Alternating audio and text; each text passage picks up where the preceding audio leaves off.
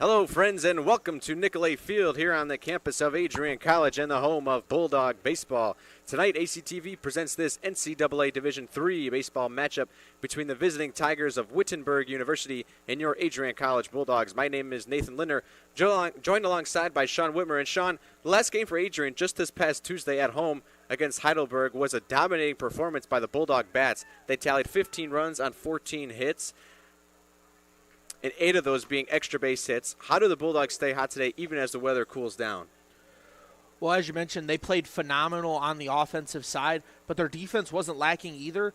They were led by their catcher, David Kedrow, and it's always nice when you can get some offense out of your catcher. He had 2 home runs, 6 RBIs total, added a sac fly in there to get one of them. So started his day with a 3-run blast, 2-run blast, sac fly, putting the ball in the air, and that's always going to be a recipe for success when you have a power bat at your catcher position. First pitch underway, and is a ball low and inside to the leadoff batter, Luke Thomas, the second baseman for Wittenberg, hit a home run in the last game on Tuesday. Now going to be fouled off towards the stands, even up the count at 1-1. On the mound for the Bulldogs today is number 29, Jackson Clark. He boasts a 2.5 ERA through 24 and 1 2/3 inning as Thomas rips one down first base line past the diving Christian Oliver. Wittenberg gets the leadoff man on early. Yeah, Oliver did everything he could in that play to make it for his team. He was just a little bit too tight to the line. So when he dove, he didn't have the extension needed in order to snag that ball back for the Bulldogs. Brings up Tommy Chalicki, the DH. Wittenberg threatening early. A called strike on a breaking ball.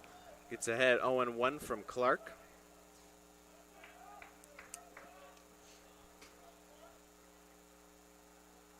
Another breaking ball, sky to right field. Coming in to make the catch is Lincoln Hayward. 1 away for the Bulldogs.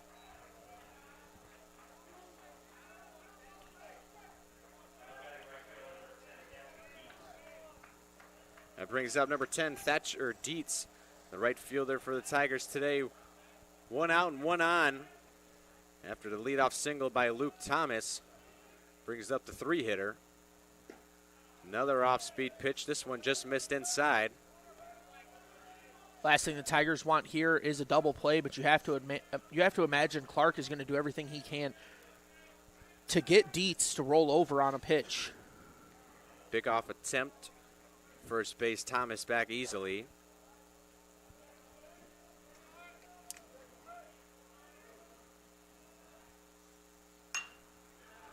That one's sent right field, and coming in to make a catch is Hayward again. Going to try to gun him at first.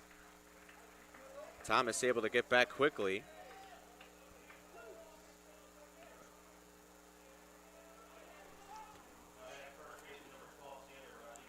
Brings up the cleanup hitter, number 12, Xander Rodriguez. First baseman today for Wittenberg, and after the leadoff single, Bulldogs able to get 2 quick outs, hoping to get back in the dugout, get the bats going. This is almost a mirror performance to what we seen on Tuesday. They came in early. They got out of the inning as fast as possible, and once they turned it over to their offense, things were electric. Clark gets ahead 0-1. Fastball off speed, just misses outside.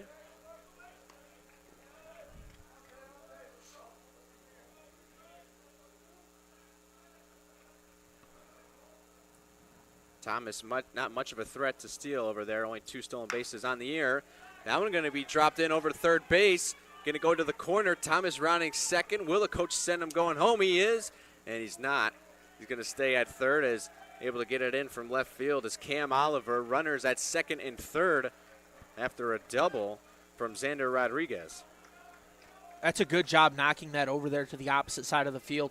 The defense was shifted closer to second base, so it was just an ocean over there right up against the foul line down the third base. Yeah, not really your traditional power hitting, gap shot for a double. Kind of squeaked through, barely got out of the infield on a fly, but defense was shifted over, able to get to second on these wide poles here at NCAA Field. Another off-speed pitch going to be in there for a strike. to the third baseman.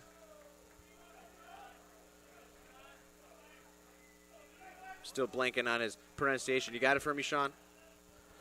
That is going to be Nemunitis. Nemunitis checks a swing on that one. No call for the ump, trying to appeal.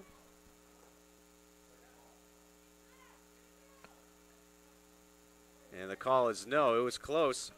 Nemunitis able to hold back. Evens the count up at 1-1. Wittenberg looking to take an early lead here, second and third. 2 outs. Bulldogs just looking to get back in the dugout. Clark delivers outside.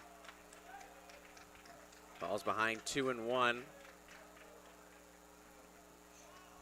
That's the same record as what Jackson Clark comes into this game at, sitting at 2-1 on the season through 4 appearances. Clark set, delivers, and another ball low. He's falling behind 3-1. Got a base open, though. Not the worst thing in the world if he walks them with 2 outs, get the force at any base. That's what I would do here if I was Clark. I would definitely give him something to swing at. Off speed, might have nicked him. No call anyway. It's going to be a walk. And it loads the bases for number 14, James McCauley, the shortstop. McCauley comes in with a .333 average and a .524 slugging, having 2 home runs already on the season. Clark bounces back, gets ahead 0-1 against McCauley. Shortstop, a lot of these middle infielders for Wittenberg, deep ball threats. Interestingly enough, don't see that very often, especially second baseman Luke Thomas went deep last game. McCauley, the shortstop, always a threat. That curveball is going to miss high.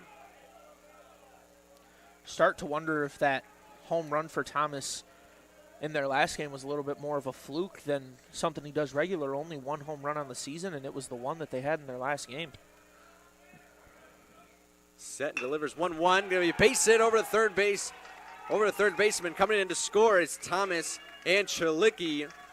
And a 2-run double for James McCauley puts Wittenberg Tigers up 2-0 at the top of the first.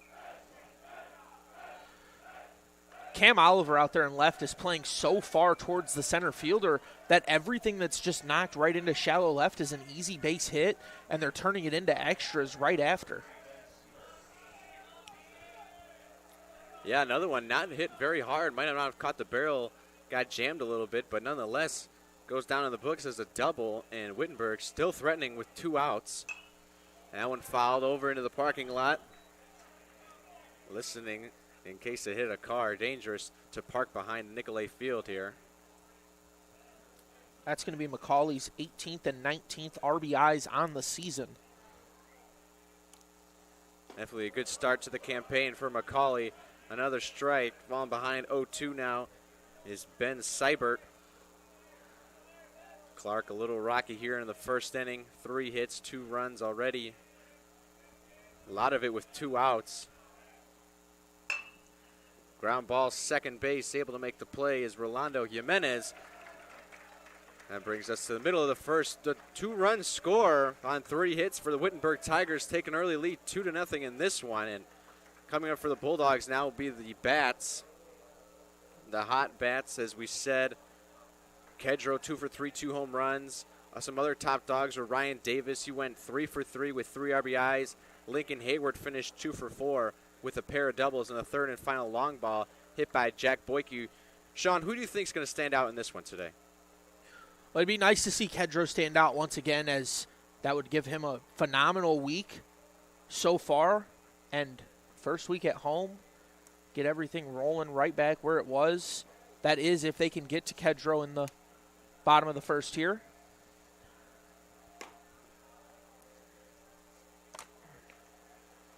Sitting as their 4-hole hitter.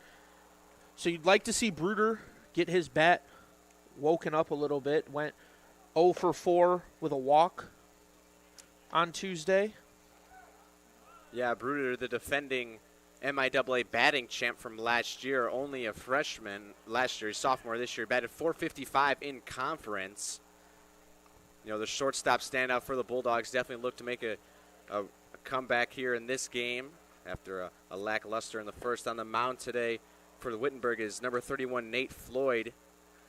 He has a 7.31 ERA in 16 innings pitched, so hopefully locking down the top of the Bulldogs order in order to get the Tigers back in the dugout and get those Hots backing at them. Well, that's going to be what they're hoping for, but that's the same thing the Bulldogs were hoping for coming into the top of the first. You never want to give up runs. Some warm-up pitches getting away from Floyd here.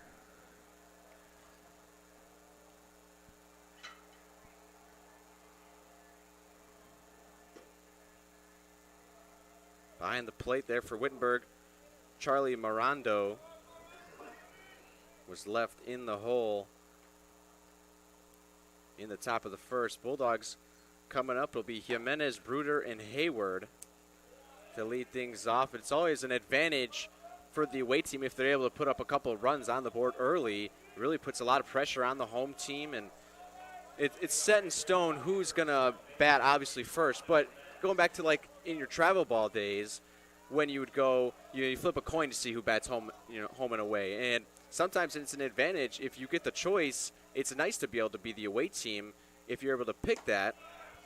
Get a couple of runs up on the board early, really puts a lot of pressure on. Obviously, the baseball advantage and the logistical advantage lies being the home team. You get one extra at bat and really get to control things.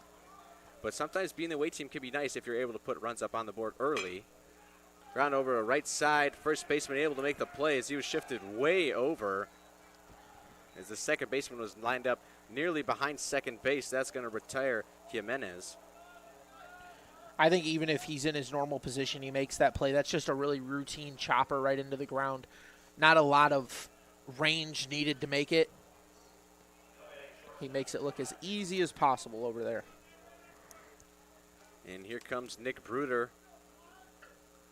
Shortstop. Ball misses low.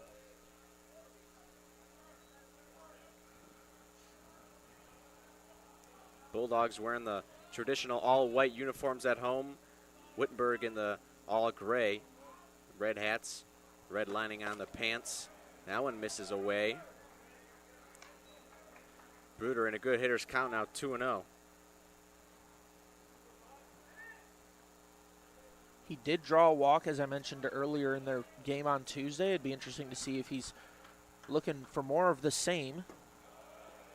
Yeah, I think he's really just looking to be a patient hitter up there, taking what the pitcher gives him. And, Floyd really doesn't want to give him anything good to hit, as he knows how dangerous Bruder can be. I mean, if you were the pitcher on the mound, would you want to give Bruder a lot of things to hit? Probably not. I'd want to pick him outside, maybe bust him in one time, just like that. Able to put a strike in there from Nate Floyd. Bruder still in a good hitter's count, 3-1. One out, bottom of the first. 3-0 pitch, usually a given strike almost every time. Batter's not going to swing. That one just outside, but called a strike. Bruder thought it was ball four, threw the bat to the side. I'll be honest, from my angle, that looked like ball four as well. Looked pretty well outside. Umpire's going to say it nicked the plate. Bruder's definitely going to want to protect here. Sends that one right field. Coming in to make the catch is Thatcher Dietz. So after going full count, Bruder flies to right. And he'll bring up Lincoln Hayward, the right fielder. All of our offense so far in this game has been over to the left field. Anytime that ball's hit out and right, it seems to be an easy out for the defensive team. Yeah, the wind here at Nicolay Field today is blowing hard to right field. As you can see on the flags out there behind the right field fence. Lincoln Hayward, the lefty, swings at that one. Saw it high, let it fly, but fouled it back. 0-1 the count. Well, as you mentioned, saw it high, and he went a little too high. Caught it right on the bottom of his barrel. 0-1 pitch. Off speed, got away from Floyd.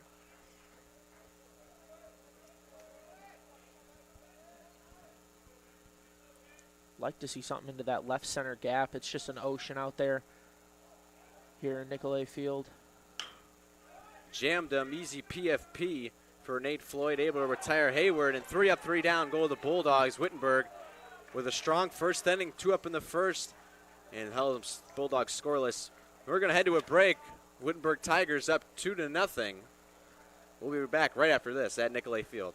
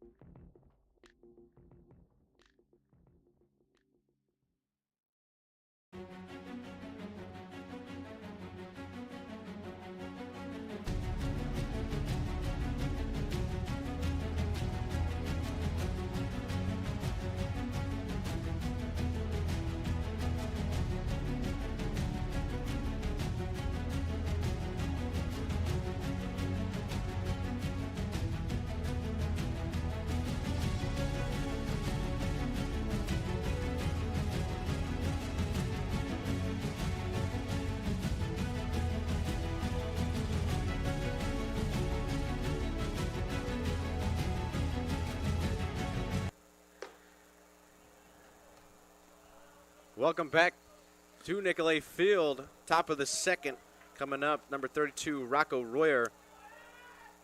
Looking to get things started at the bottom of the lineup for Wittenberg. Put up 2 runs in the top of the first. Looking to keep things going here. Oh, Wittenberg guaranteed to get back to the top of their lineup as they got their 8 and 9 hitters, 8, 9, and 1 in that order.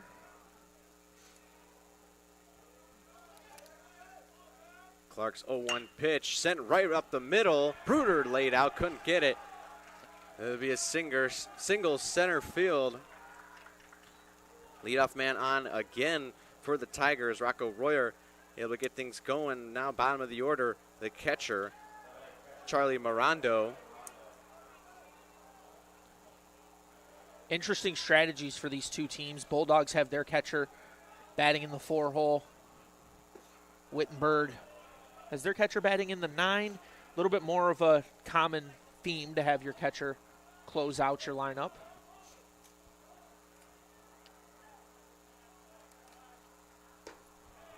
Curveball gets away from Clark again. Falls behind 2-0. I really want to see Clark attack the bottom of the zone and just hope he can get Mirando to roll over on one, get the double play, clear those bases off. As we hit a football, enter the field of play. Bullpen over there throwing it around. Must have skipped over the fence. And I think the bullpen's going to hear it after that one. Ripped through the 5-6, so another hit for the Tigers.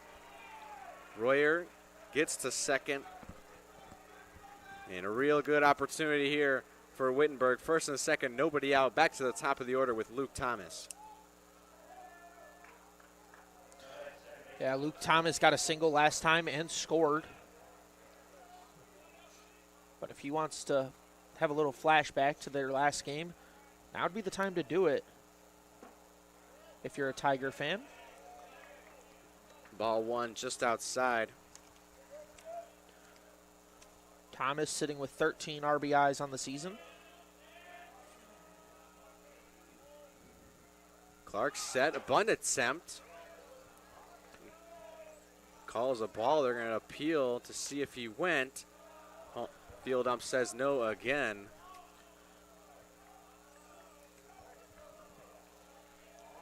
So the last time they were in a pull set on their defense, the Bulldogs got burned with a little blooper over to shallow left. Foul tip off of Kedro's mask. And 2-1 the count. Yeah, they were in the pull situation with the lefty up. They got burned down the left field line. Davis playing a little more over near his natural position. Potentially a ground ball that way. Step on 3, go to 1 for a double play. That one ripped. Past second baseman coming around to score. Royer got to hurry up. Throw coming in from right field. Royer scored, and they cut it off, throw to 3. No good. Tigers take a 3-0 lead. And celebrating they are. That's a hot way to start the game. Haven't had a scoreless inning for the Tigers yet. That's guaranteed. 6 hits early in this one. Already 3 runs. Clark looking to just have some damage control here. Squares the bunt. That one outside. And cutting it off before it could get to Bruder at short was Jimenez. A little first and third situation there. Thomas able to steal the base. Mirando wasn't breaking for home. And now second and third, no one out. Strike on the outside corner for Clark.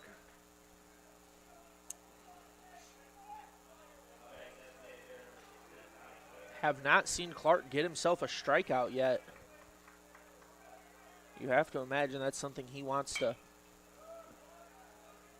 push for, as foul ball there by Chalicki. He flew out to right field last time he was up.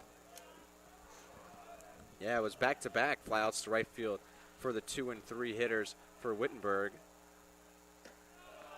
And yanks that one. Clark will yank the slider outside. Goes even to 2 and 2 against the designated hitter for the Tigers.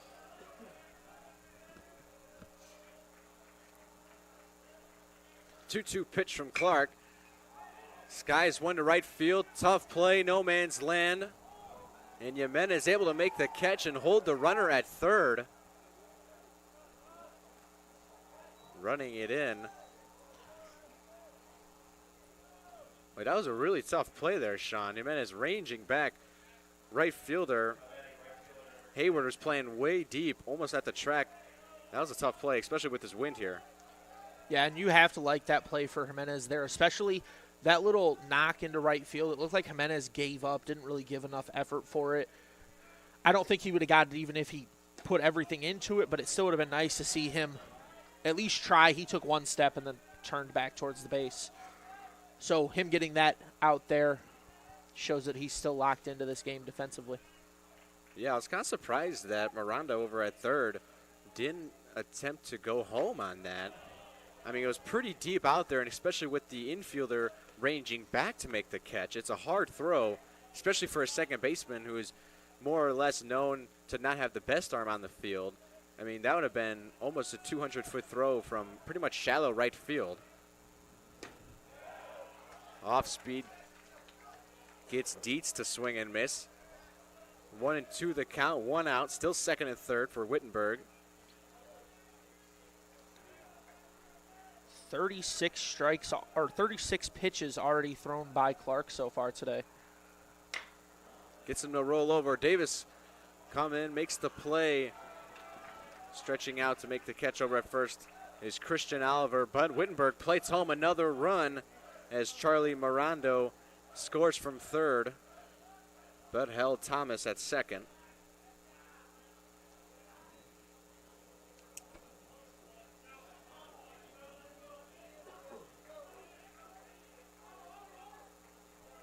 That brings up Xander Rodriguez.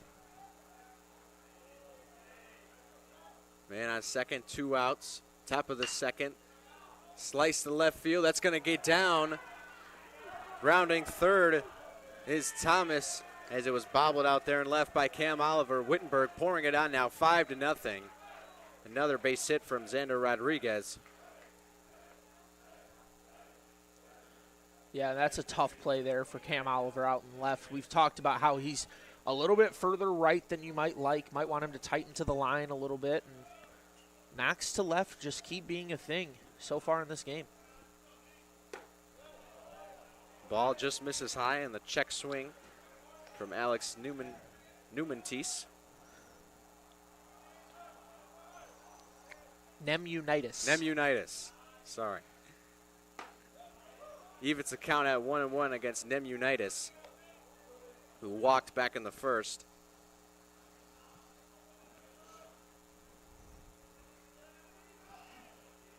Clark's delivery That foul ball goes right over our heads. Dangerous spot for a car to be right now. Rodriguez leads from first. Clark, 1-2, 2 outs. Runner goes, pitch outside. Kedro's throw down, and he is out.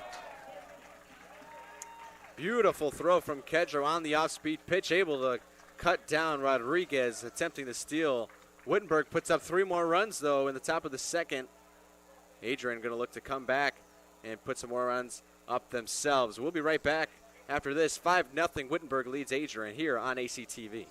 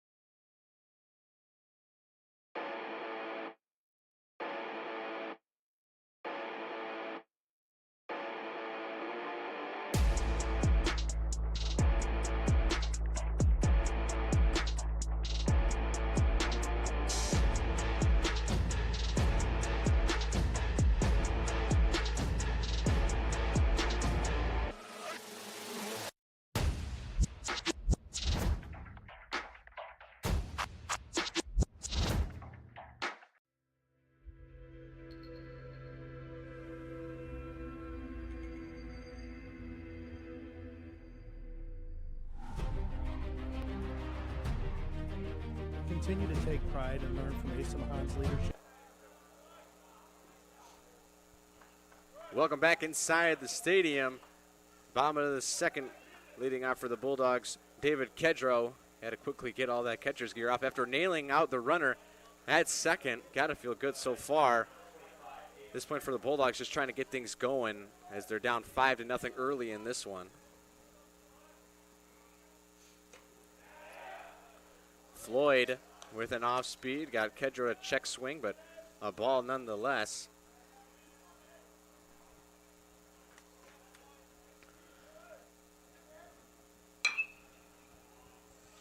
Inside, and Kedro able to fight it off foul. Evens up things at 1-1 for the Bulldog catcher. Batting .389, like we said, had a great performance last game. 2 home runs, 6 RBIs. Pitch from Floyd, another off speed off the end of the bat for Kedro, but might fall left center. Coming in to make the catch is Rocco Royer. Good job tracking that ball here. We mentioned it's a little bit of a colder day. It's not gloomy or anything. Sky's still blue. If you're Kedro, you're hoping that ball gets lost in a cloud up there, but fortunately for him, it falls perfectly into the left fielder's glove. Yeah, not a totally blue sky, but a lot of clouds up there kind of mixed in between. Easton Rogers takes a first pitch strike. But like we said, the wind and the breeze getting to everyone here is a 5 p.m. game, pretty much going to be a night game as this one winds down towards ball low to Rogers again. Might even see the lights be turned on in this one. Not a lot of night games here for the Bulldogs at Nicolay Field. Most of them, the rest of the way at home, are just 1 and 4 o'clock starts. So the 5 o'clock a little bit different. Being a Friday night, play a little later, almost like Friday Night Lights and football goes. Rogers 1 and 2, 1 out, bottom of the second against Nate Floyd. I never really like it when a catcher does everything they can to block a pitch when there's nobody on base. It just seems like you're risking injury for no real reason at the end of the day. Yeah, especially that one. That one almost outside the left-handed batter's box, but nonetheless a really good stop there by Mirando. You just got to get those practices in, Sean. You know, got to practice it before you can do it with a runner on. 3-2 count against Rogers. The payoff pitch from Floyd. Sky to right field. Ranging over is Dietz and able to put it away. 2 outs here in the bottom of the second.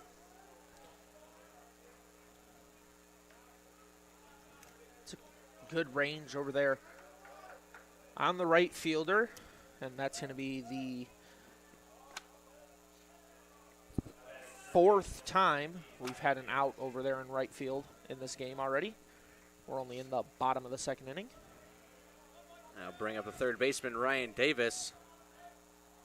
Squares the bunt, pulls back. It's called for a strike at the letters.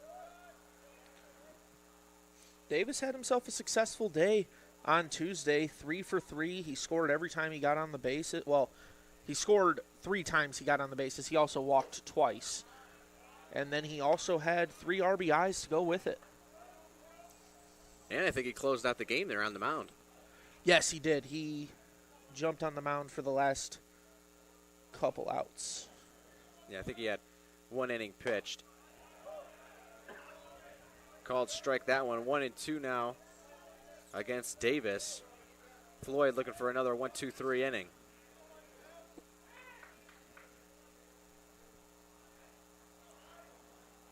The 1-2 outside on the slider from Floyd. That's a really good pitch, I think, against these batters.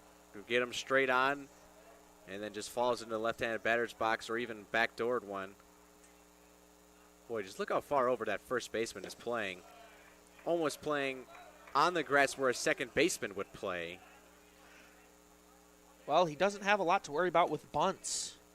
If Davis was still sitting at 1 strike, maybe Davis can just bunt one over there, beat it out. First baseman's nowhere near the bag, but Ball 4 outside on a pitch that was real close. But even where the first baseman was playing, that's a long run on a normal ground ball. I mean, he was halfway to second base. yeah, and then you had the other 3 infielders all playing on the left field side of second base. Well, the first base runner of the day for the Bulldogs. A bunt attempt from Oliver goes foul. Bunting for a hit there was the left fielder. As with 2 outs, Bulldogs with their first base runner. Cam Oliver pinch hitting the game Tuesday, ended up getting himself a triple.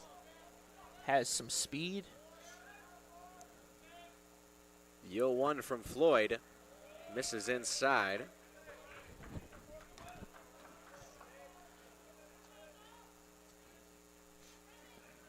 Even now, the second baseman is still playing right behind second base. As you can see in the camera angle from center field, that right side is just wide open. As off speed catches the bottom of the zone for a strike. Oliver falls behind 1-2. Just curious to do to the left-handed batter, especially when you consider the fact that if he pulls this one, that's a perfect spot right there to get it through. Even count 2-2 with 2 outs. Ryan Davis leads away from first. Yeah, I don't know if I've really seen a shift like that against a left-handed hitter where the second baseman plays near second. That's maybe what you see with a right-handed hitter, or maybe again, or the shortstop would be there against a left-handed hitter as Oliver fouls one off the hands down the first base line.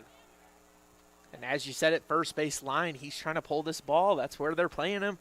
You might as well. If he can pull it all the way down that first base line, that is a long run for the right fielder to get over there to cut it off.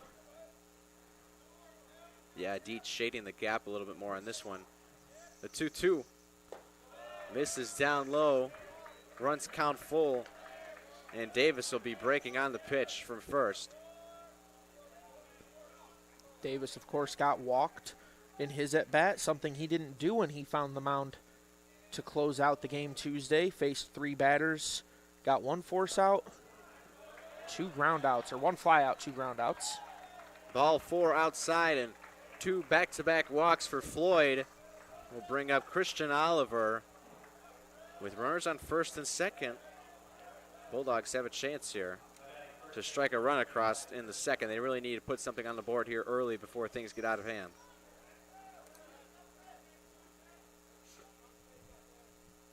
First pitch, off speed. Oliver skies it to right field. Out there is Dietz and able to put the catch away. One pitch, one out on that one. And that'll bookmark the end of the second inning for the Wittenberg Tigers. Last game, also on Tuesday, it was a pretty familiar story to Adrian's. Tigers beat Wilmington 17-3. Wittenberg exploded for 20 hits, 7 extra base hits, 6 doubles, and a home run by Luke Thomas, who was batting leadoff today. Like we said, what has their approach been? I mean, when you rack up 20 hits against a team, you're doing something right.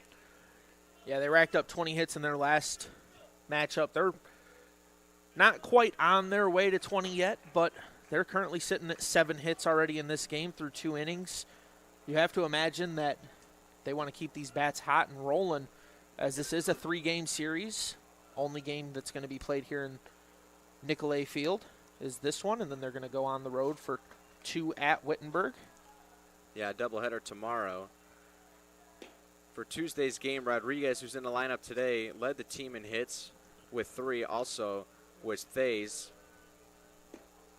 Chilicki and McCauley paced the team in RBIs, combining for 6 total at 3 apiece. And Thomas and Rodriguez each also scored 3 runs to take the team lead in that category as well. Thomas and Rodriguez had the extra base hits. And it's Nim Unitas to lead it off here in the top of the third. He walked in the first inning.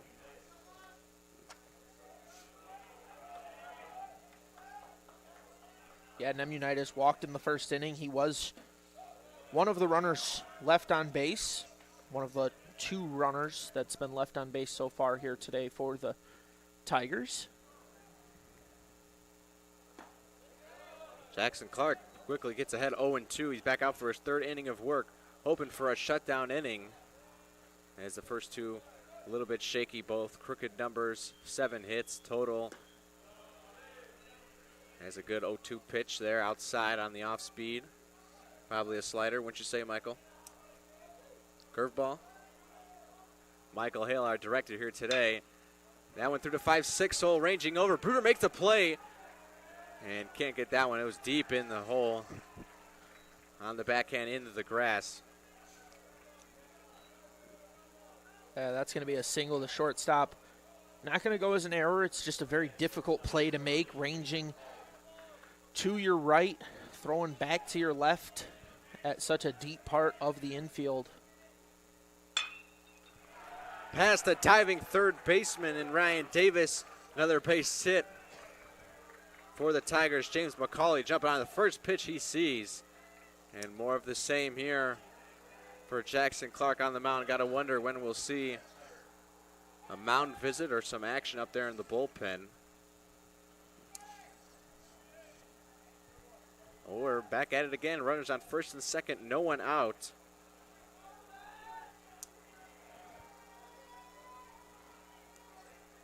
It's Ben Seibert. Maybe a potential bunt situation. There it is. Gets it down and then going to roll foul. What do you think Shine's going to do it again? Well, he has one to play with, so I wouldn't be surprised if he goes for the bunt. I think the Bulldogs' defense is going to be ready for it like they were on the last one. Yeah, I like him to do it again. Bring up Rocco Royer, who singled last time. Seibert grounded out to second, which is definitely not what you want to do in this situation. With runners on first and second, and Kedro is going to take a minute to talk to Clark himself, maybe getting the signs right, and maybe buying some time over there in the bullpen. Seibert was the final out of the first inning, getting that ground ball to second, which stranded the 2 runners on. But going into the season, look, he's batting .286. He has 5 RBIs. He's not a slugger, though, only a .310 slugging percentage. So makes sense for him to bunt here, just move everyone over, even if he can't get on.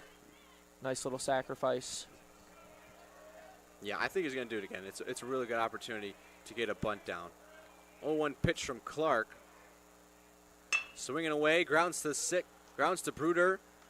6-4, but on the transfer, they're going to get him called out as Jimenez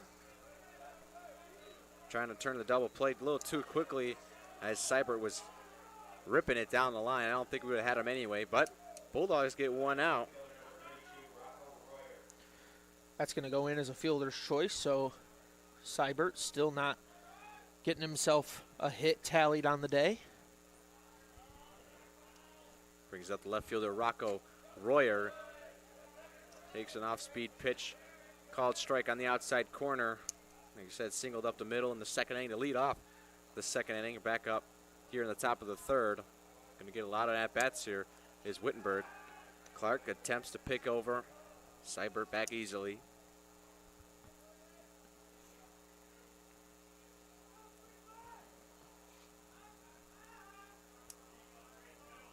A lot of chirping going on here. Clark comes set. Off-speed Sky to center field. Ranging back. Track. Wall. It's out of here.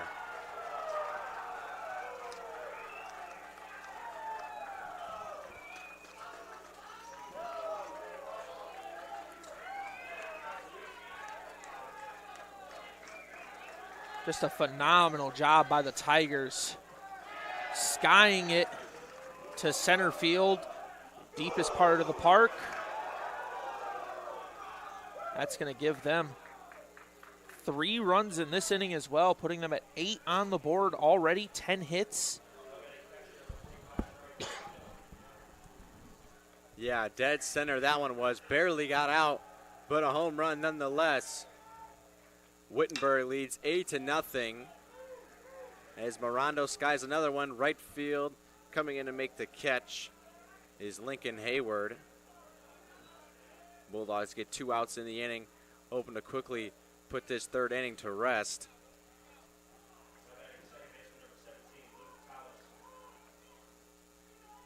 That'll turn the lineup back over for Luke Thomas. Had a single and scored. Another one, deep right field, no doubt about it. Luke Thomas, 2 home runs in 3 at-bats for the Wittenberg Tigers, now lead at 9-0.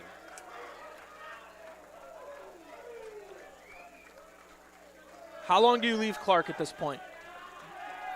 Thomas just goes yard for his second home run of the day. Tigers' second home run. Thomas is second on the season, and Tigers second overall on the day. Back, just about back-to-back, had one in between them, but. Yeah, the Tigers all over Clark here. Haven't even seen a mound visit despite, other than Kedro going out there earlier this inning. 2-3-4, the scoreboard reads for the inning-by-inning score. Back-to-back off speeds for Clark. Evens up the count 1-1. 2 outs, top of the third. Another one ripped, base hit to left field for Tommy Chalicki.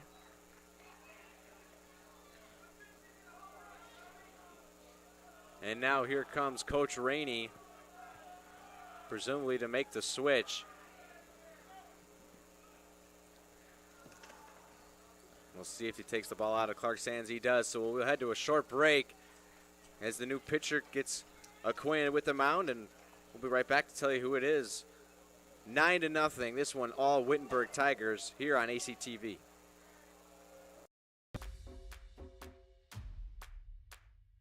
This is the Arrington Bookstore at Adrian College, the place to get game day ready, represent your clubs and organizations, and be Bulldog proud. With a wide selection of merchandise and a smile at every visit, stop by inside the Kane Student Center to pick up your Adrian College wares and make it another great day to be a Bulldog.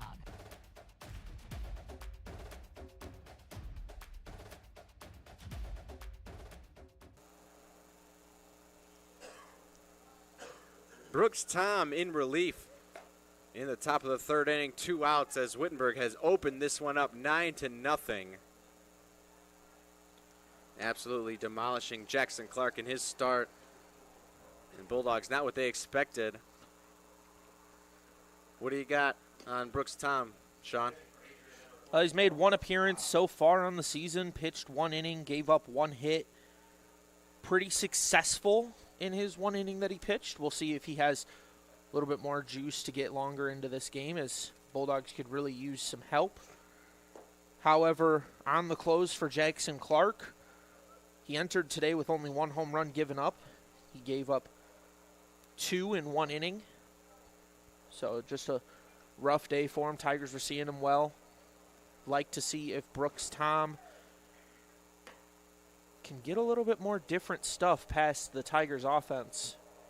Or are the Tigers just red hot going so far on the season, and they're going to continue what they've done? Yeah, for Tom, really not a lot of time to warm up there in the bullpen. I mean, it's an early entrance for anybody when you come in the top of the third. You could say you saw it coming after 2 runs in the first, 3 in the second. And first pitch, Tom greeted unfriendly as a base hit through the 5-6 hole again for Thatcher Dietz.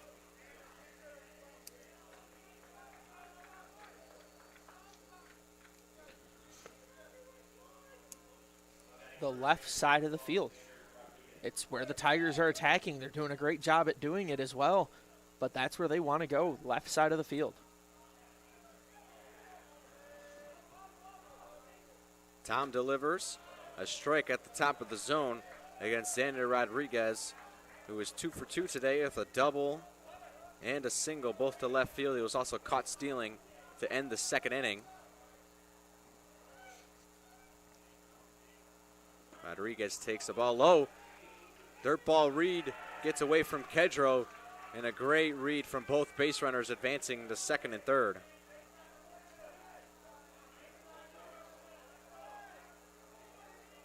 That's a rough situation for the Bulldogs. Bruder never moved towards the base, and Jimenez is playing deep, so he never had a chance to beat it out either. That one hit shallow right center field. It was actually deeper than I thought. Over there to make the catch as Jack Boyke puts an end to this inning, and the Bulldogs needed that one badly. Heading to the bottom of the third, trailing 9-0. Haven't only had, 2 base runners on and no hits this far. So we'll head to a short break. We'll be right back here, bottom of the third. Looking to lead it off will be Jack Boyke. We'll be right back on ACTV. 10 years ago, Adrian College Television set out on a mission to bring the excitement, the passion, and the unforgettable moments of Bulldog athletics to fans everywhere. From the field to the court, from nail-biting finishes to championship victories, ACTV has been there to capture it all. Yeah, Jordan Spear, happy birthday, buddy. I'm sure. This year, we celebrate a decade of dedication, 10 years of innovation, teamwork, and delivering the energy of Adrian College straight to your screen.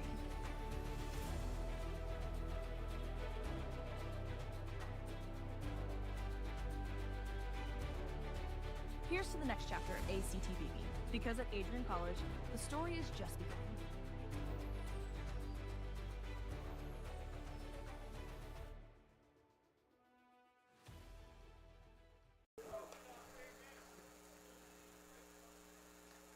Back here at Nicolay Field, this one is all Wittenberg Tigers. They lead at 9-0, and we're not even at the end of the third inning, Sean. 2, 3, and 4 has been the run totals each inning. 2 in the first, 3 in the second, 4 in the third.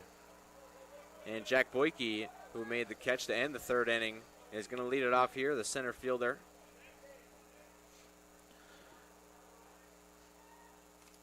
Bulldogs aren't out of it, though, as baseball, unique sport. Time does not dictate how much you can score. They could put up 9 runs this inning, and we'd be back deadlocked at 9. Yeah, a lot of outs yet to play with here for the Bulldogs. It's definitely a daunting deficit, 9-0, but, they got, 7, 8 frames to do it in. That one skied over a Highway 223 foul ball. Boyke quickly down 0-2 against Nate Floyd, still doing a phenomenal job here on the mound.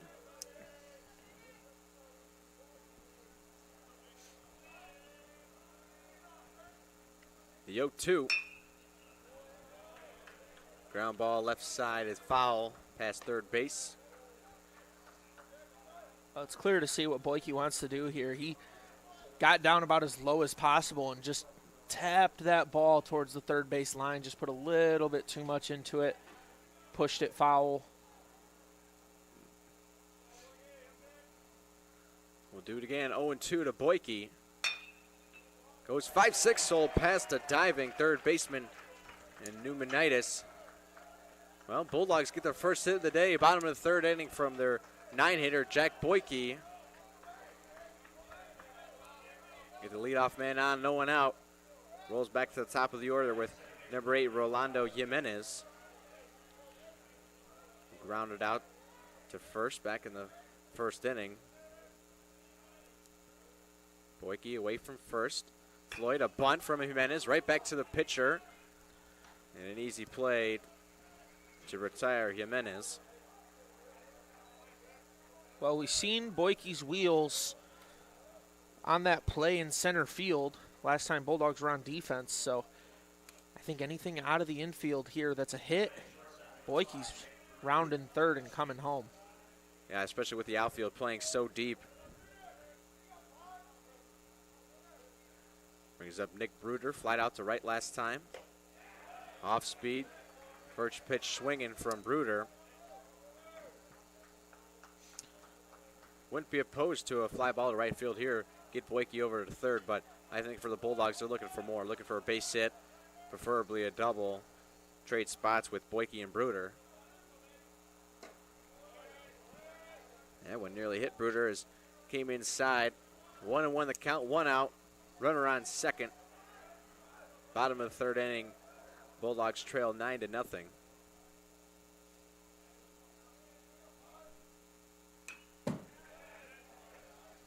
Bruder, foul tip, right behind him.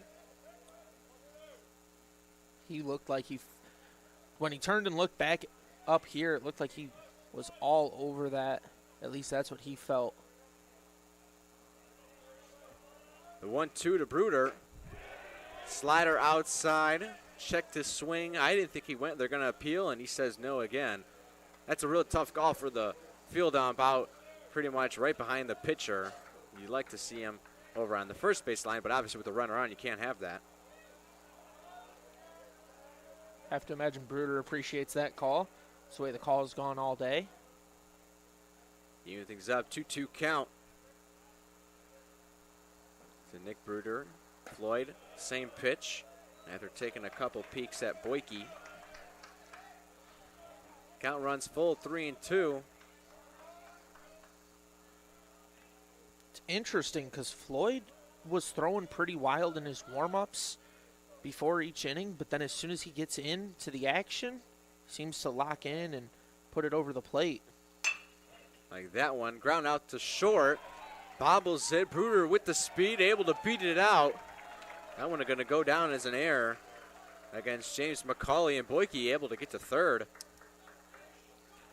Runners on the corners here, one out for the three-hitter, Lincoln Hayward.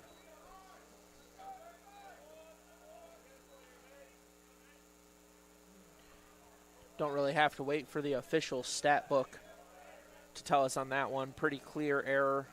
Going to go down as an E6. Ball one, way outside for Floyd against Lincoln Hayward, who grounded out to the pitcher to end the first inning. Got a chance here, though. One on, one out, two runners on the corners. Jam shot, double play ball, and he can't handle it. And a run's going to score as Hayward able to beat it out to first. Back-to-back errors for the Tigers puts the Bulldogs on the board. Yeah, both errors coming from the middle infielders. Normally a spot where you want some of your best defense to be played. Neither of them able to handle those ground balls coming pretty hot off the turf at them. It's not grass. It doesn't slow down the ball as much. Yeah, I thought that one should have been pretty routine. Scorched through the right side. Bruder pounding around third, racing for home. They're going to throw it to 3 as Hayward slides down, gets past the third baseman. Hayward comes in to score. Kedro gets to second on another weak hit through the 4-3 hole. Bulldogs slowly creeping back into this game. 9-3 in the bottom of the third.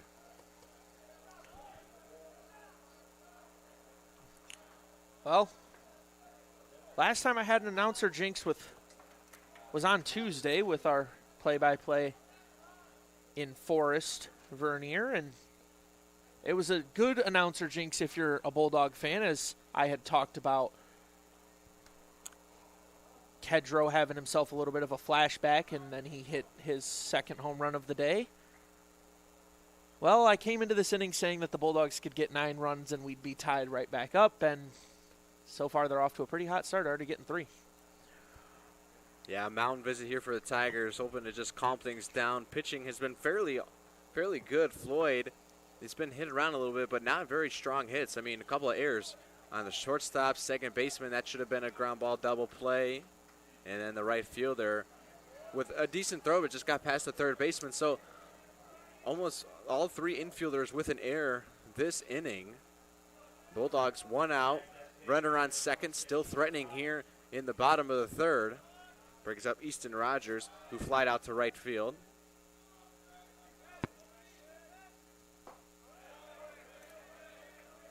First pitch strike on the breaking ball from Floyd.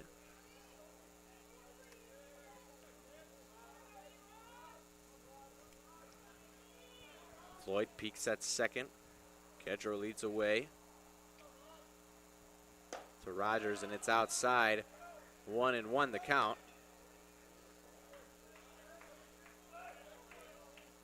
Rogers with the unstrapped batting gloves. Was wondering what was swinging around over there by his hands. I believe his batting gloves are just unstrapped. Another ball outside.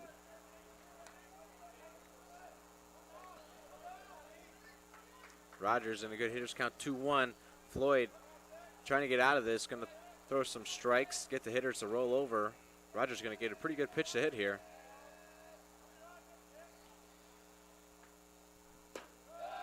And one outside, count runs to 3-1.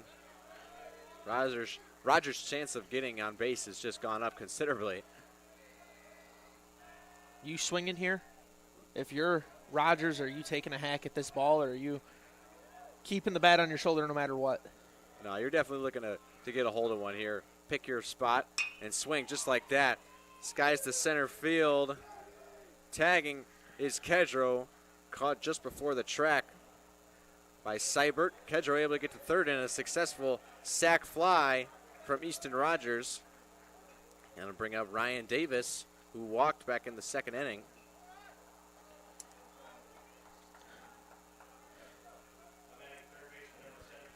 Kedro doesn't have the most phenomenal wheels in the world, so him standing on second, you might not say in scoring position yet, but on third, I think you could all but guarantee it. Yeah, any kind of hit that's going to get through, he's definitely going to score him. That was a good read by Kedro to get to third on a deep ball to center field. Definitely want to tag up on that one. Or as we seen earlier, an error. Boyke able to get across on an error. Pitch from Floyd, jam shot. Third baseman trails back, but able to make the play was Pneumonitis, and that's going to cap the Bulldogs. But they put up 3 runs on the board. Starting to get back into this one. The offense showing out a little bit. We'll head to the fourth, but we'll step aside for a quick break. 9-3. You're watching Bulldog Baseball on ACTV. Adrian College is shaping the future of higher education and leading the way in innovation and excellence. Ranked first in most innovative schools and second in best value in undergraduate teaching in the Midwest by U.S. News and World Report, Adrian College is recognized for its commitment to innovation, quality education, and affordability. Offering 71 undergraduate programs, 13 graduate programs, and a 1 to 15 faculty to student ratio, our students receive personalized attention and a cutting-edge education. With state-of-the-art facilities, 10 academic institutes, and 50 competitive sports teams, Adrian fosters growth both inside and outside the classroom. From small class sizes to championship-level athletics, we provide the tools and experiences you need to succeed. Join a community that prioritizes your success. Start your journey with us, where your potential is realized. Discover Adrian College.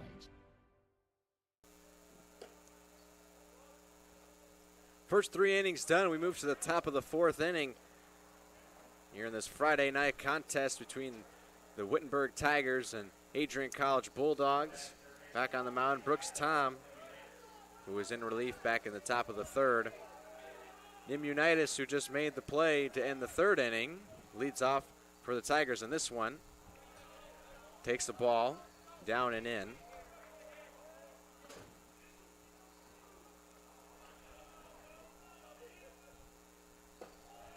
Two 2-0 the count on Nimunitis, the third baseman.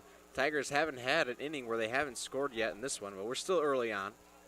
Bulldogs looking for a shutdown inning, get their offense back in the dugout. That one ripped foul down the third base line. Tom came into this inning with 3 pitches, 3 strikes, and a fly out. Of course, only facing 1 batter so far today. Yeah, I think he is what you would call the fireman in that scenario. Just coming in and putting out the fire. That was the Wittenberg Tigers. Had 2 home runs in the inning, put up 4 runs. So he did a job, what they needed, but now they need some more innings out of him before they reach back into that bullpen. And another base hit from Nimunitis over to shortstop's head, his 2nd of the day.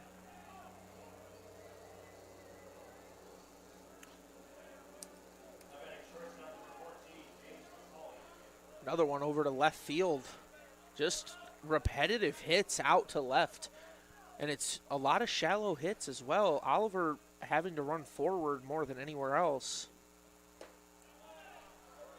Ball inside to the shortstop, James McCauley, who doubled down the left field line and singled to left field. Like I said, a lot of left fields here on my score sheet. No outs. Nimunitis leads away from first. A big hack. Yeah, and going back to Nimunitis, of course, he led off this inning. He also led off last inning. So it'll be interesting to see what can occur. But last inning, McCauley got a single. Yeah, the Tigers batted around in the 3rd inning. Put up 4 runs and about 6 hits, I think. No errors for the Bulldogs. As a strike on the outside corner, evens up the count at 2-2. Yeah, 4 runs, 6 hits, 2 of them home runs. One was a 3-run shot, and one was a solo. That was the 9th point put on the board. McCauley takes outside to send the count to full. 3-2. No outs. Nimunitis leads away from first. So we'll see if he goes. He does. And a foul ball, and it had hit right off of McCauley's thigh. And he goes down in a hurry. Bit of an awkward hit. You don't really see it go off the thigh very often. Off the foot or the shin maybe, but he was so far out in front of that one, hit off the barrel, and then right down into the thigh. It didn't even, from my angle, it didn't look like it caught his barrel much, if at all. It looked like he just turned into it, into the thigh. So just a tough play for McCauley. Of course, last inning he got out on a fielder's choice. Yeah, but he's up and walking around. Says to the umpire he's good. Going to take a swing here. Feels all right. He's going to get back in there. 3-2. As Nimunitis was stealing on that pitch. We'll see if he wants to go again, or we'll see if Tom throws over to keep him close. 3-2, we do it again. Going again, and McCauley sends this one left field. Diving out for it was Cam Oliver, and he gets by him. McCauley gets to second. Decides on that hobbled leg to keep her there, and scoring for the Tigers, Alex Nimunitis, who was stealing on the pitch.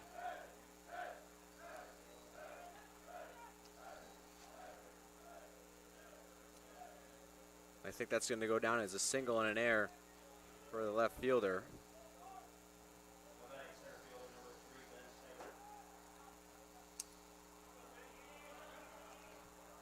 Brings up the center fielder, Ben Seibert, who grounded out twice today. Once to the second baseman, once to the shortstop. See if we can get a third baseman up in here. But the Tigers put another one up on the board, lead it 10-3. Still no outs in the top of the fourth. Seibert takes low. I don't think it matters who you're a fan of. That first pitch of the at-bat was high and tight, not something you want to see watching a baseball game, getting up there near the chin. I think my friend Michael Hale may disagree with you on that one. Well, if you're the pitcher throwing the pitch, you like to see it.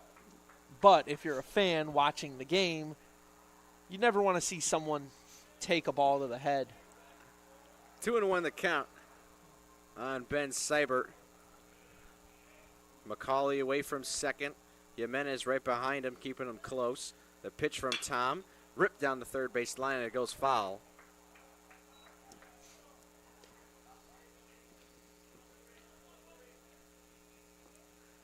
Tom takes a little extra time on that one. Go ahead, Sean. That's a long run for that bench player. That ball took a hop and rolled all the way into left field. Yeah, I went all the way down to the warning track, but he takes a quick escape going into the bullpen fence. The 2-2 from Tom. Foul ball right to our faces. Sean with a little flinch there. Unlike our good friend Forrest, I remember last year he had one a couple of times there. It goes right at you and he'll let out a little yelp. Or even our director on Tuesdays, or it was on Sunday's game. I think our good friend Cora was directing the game. Foul ball came up here and she hit the ground. It was Olivia Cronin. She ducked for cover, caught her off guard a little bit. It's always fun sitting up in the booth. Yeah, luckily we have a net to protect us. 3-2 pitch, fouled again down the left field line, and third base coach almost able to make the play on that one. Hearing it from both sides.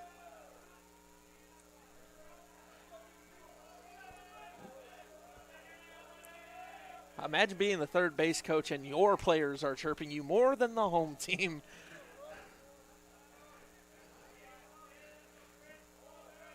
We'll do it again. Payoff pitch from Tom. Seibert fouls another one.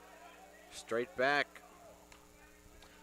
Well, the kids standing over there in foul territory running for the ball makes me believe that it didn't make it to the highway. Good at bat here for Ben Seibert, seeing, 8+ pitches, close to 10. Tom looking to put him away. Foul ball, hit off the umpire's mask. Almost knocked it loose.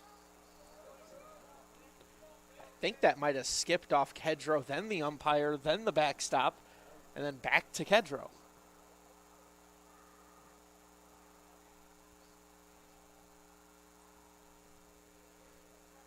Yeah, Kedro taking a walk out to the pitcher to give the umpire some time on this long at-bat between Brooks Tom and Ben Seibert. We'll see how it ends up here. Runner on second still hanging in there. That one skied high to left field. Oliver ranging over just short of the track, backing up. Scary play. Tagging from second to third is McCauley. Boy, it didn't look like he had that one all the way. Out there and left, Cam Oliver, and a good heads-up play by James McCauley to end up at third base. So that one's going to go down in the books as a sac fly for Seibert after a long at-bat. Yeah, makes me think McCauley's not feeling that as much as he was earlier. Got a long at bat to kind of work through some of that pain over there, jumping around at second. It's always fun to see the theatrics of the player standing on second. Yeah, I was just going to say he had that hit off his thigh and then had a double and then 11 more pitches to really heal that bruise that he's probably going to end up with later tonight. Ground ball off the hands to Davis, makes the play and throws home to nail out McCauley. Breaking for the play, Kedro able to slap the tag on. Bulldogs prevent a run there. Now 2 outs here in the inning.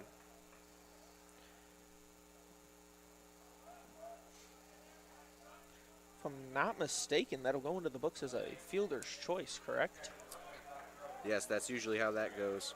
5-2 fielder's choice.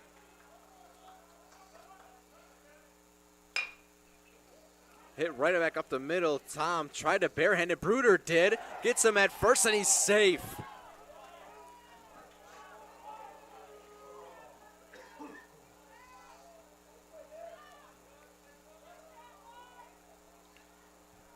Well, a little bit of an awkward play. That one hit right up the middle. Tom tried to field it. Hit off his hand. Bruder charging in. Barehanded. Played it first. It was bang, bang. Closer than I thought what was going to happen. I thought he was safe all day. That one skied up high, shallow left field, tough play, all coming in. Bruder makes the catch. Going way back, and unbelievable. That's a SportsCenter top 10 play if I've ever seen one from Nick Bruder. Yeah, what a phenomenal effort. It looked like it was going to be caught originally by the third baseman in Ryan Davis, and started pushing more towards the shortstop in Bruder, so he makes a great grab out there. Yeah, I think the wind really had an effect on that one. Went up high into the air, thought it was going to be behind third base, and it ended up carrying towards shallow left field. That is really what happened. It was last Saturday with the club baseball team. That wind was just howling out to center field, and there were a couple of instances where the ball looked like it was going to be foul, and it ended up coming back fair.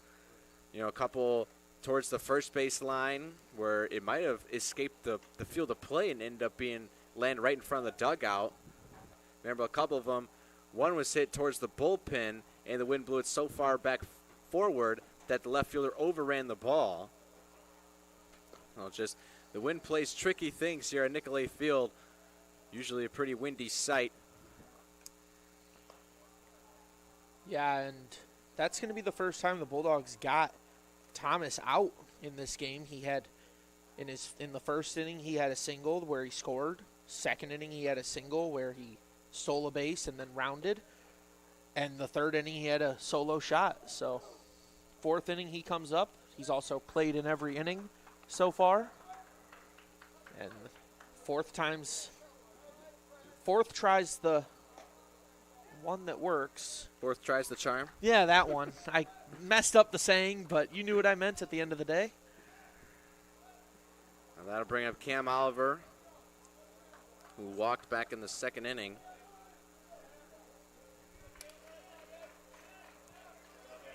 Smacks the plate, ready to hit. Bulldogs still trail 10-3, but hold the Tigers to 1 run in the top of the fourth. Looking to get things going here in the bottom half of the inning.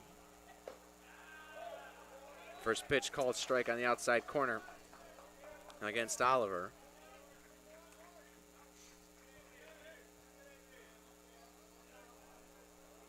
As I mentioned, first time Oliver was up, he had a triple in his last game. So definitely has some wheels. Yeah, all you really got to do is hit it to the wall here, or hit it towards the gap. The turf will take care of the rest. It's going to reach the wall, and you got a pretty good chance of hitting 3 bases as long as you got some speed. That one right to the shortstop, goes down a knee to take it, and a perfect one-hop throw using the turf to gun out Cam Oliver.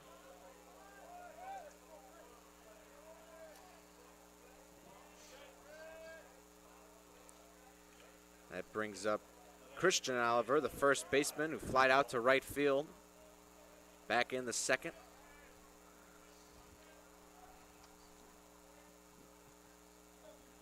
That's got to feel good for Macaulay over in shortstop.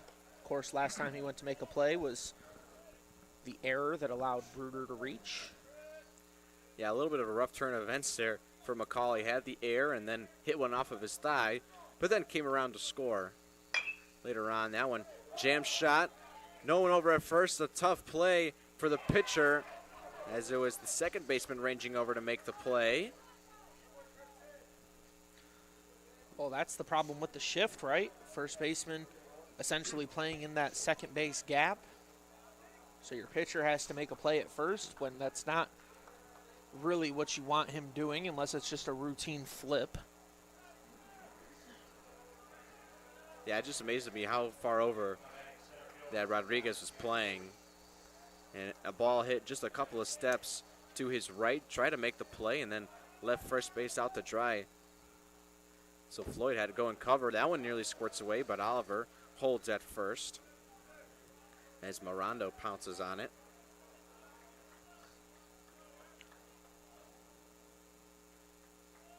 Officially goes in the book as a single to second base for Christian Oliver. Yeah, I think he was going to beat that one out anyway. It was going to be close if Floyd was able to make the catch. Breaking ball in there for a strike. And our resident pitching expert, Michael Hale, our director, says he believes that pitch was inside on Boyke. 1-1 count, one out to Boyke. That one a strike. Right down the middle, a little on the bottom part of the zone. Goes to 1-2. Christian Oliver away from first.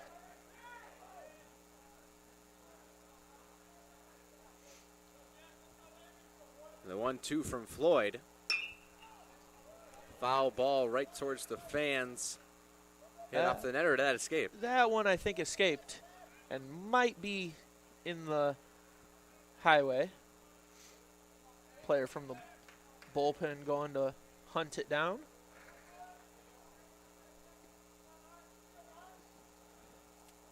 Boyke, you'll see another 1-2.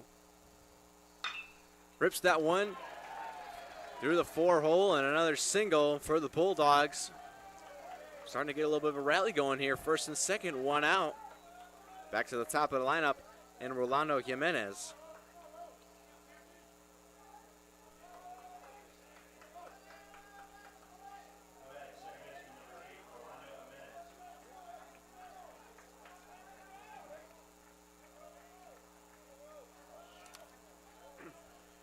Jimenez grounded out in the first and had a bunt in the second. That one up the middle. Shortstop steps on second, over to first, and he's got him. Threw over to third, just in case. But the double play ended the inning nonetheless. On a bang-bang play over at first, Jimenez called out on the double play, perfectly executed by Macaulay. Actually might have been the second baseman because of the shift with Luke Thomas. Nonetheless, bottom of the fourth inning ends. Bulldogs put 0 runs up on the board. We'll be right back on ACTV. Adrian College is shaping the future of higher education and leading the way in innovation and excellence. Ranked first in most innovative schools and second in best value in undergraduate teaching in the Midwest by U.S. News and World Report, Adrian College is recognized for its commitment to innovation, quality education, and affordability. Offering 71 undergraduate programs, 13 graduate programs, and a 1 to 15 faculty to student ratio, our students receive personalized attention and a cutting-edge education. With state-of-the-art facilities, 10 academic institutes, and 50 competitive sports teams, Adrian fosters growth both inside and outside the classroom. From small class sizes to championship-level athletics, we provide the tools and experiences you need to succeed. Join a community that prioritizes your success. Start your journey with us, where your potential is realized. Discover Adrian College. Welcome back to Nicolay Field for the top half of the fifth inning.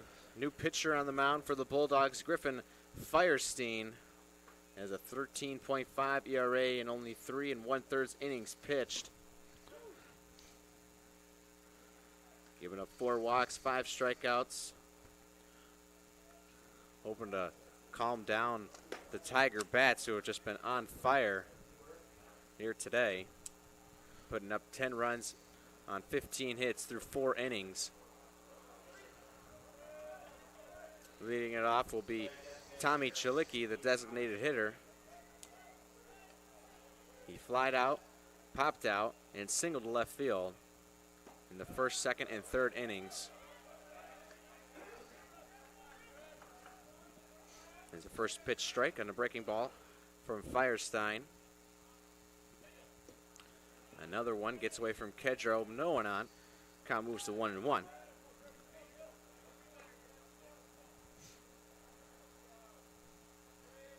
Curious to see if Firestein's got some heat. What are you saying, that because of his name, Sean? Yes, of course, as it's an easy connection to make. Of course, that one fouled off. 1-2 count against Chalicki.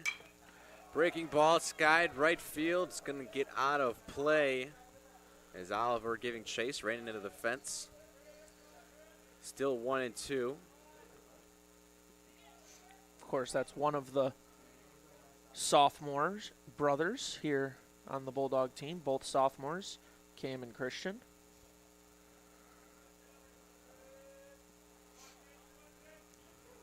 Griffin Firestein, top of the 5th inning, no one out, 1-2 count against Tommy Chalicki. That one just misses up and in.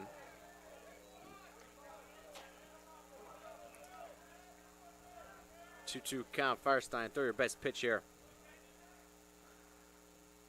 Breaking ball, diving play from Bruder, makes the catch. Unbelievable play, Bruder. A Gold Glove out there at shortstop.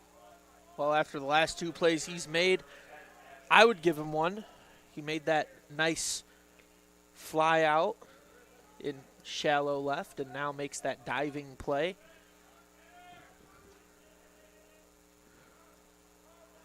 Thatcher Dietz out for the Tigers, takes ball 1. Low and away. Dietz flew out to right field. Had a fielder's choice RBI back in the 2nd and also singled in the 5-6 hole. As that one is called strike on the breaking ball from Firestein. Dietz hadn't played a lot coming into today, but had a 400 average on the season. Back up ahead, 1-2 for Firestein.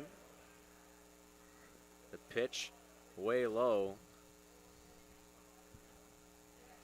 And he spiked that one, having a good laugh about it as Kedro nearly stood up and still hit him in the chest. Count runs 2-2 against Dietz. He went for the breaking ball last time on the 2-2 count. That one goes fastball. Followed it away. We'll do it again. What do you think's coming here, Sean? Well, 2-2 count, hopefully his best pitch.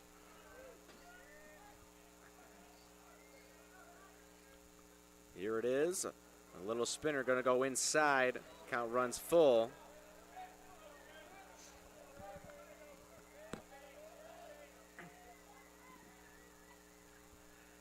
Three and 2 against Thatcher. Dietz sends that one right side, and it's out of play. Going to go into the construction area where they're building an indoor dome, which should be exciting to see here, hopefully in the near future. Still got a ways to go there. Ball 4 outside. Dietz going to be able to reach on the walk.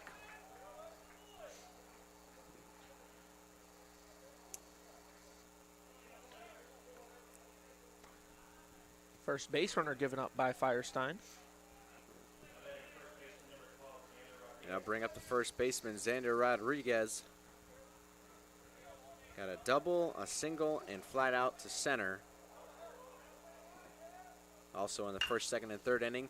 That one sliced towards the Bulldog bullpen. It's going to be fair ball and hops over the fence for a ground rule double.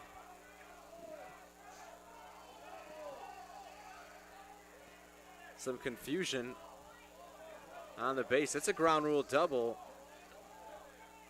I think Bulldog players are trying to convince the umpires that that's a foul. I agree with you. I think it one-hopped in fair territory, and then the ball took its way over. Yeah, that one wasn't even close, but I don't know if the home plate umpire exactly saw it, running out to see it, and they're going to call this a foul ball.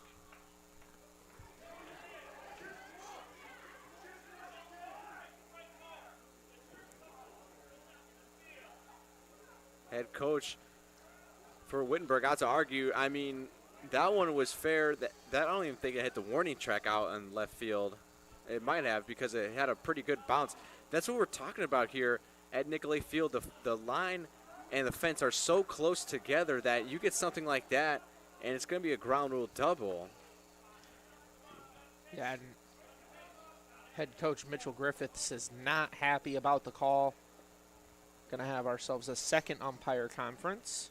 Bulldogs are still at least acting convinced as if that's a foul, but I'm pretty certain that the three players with the best view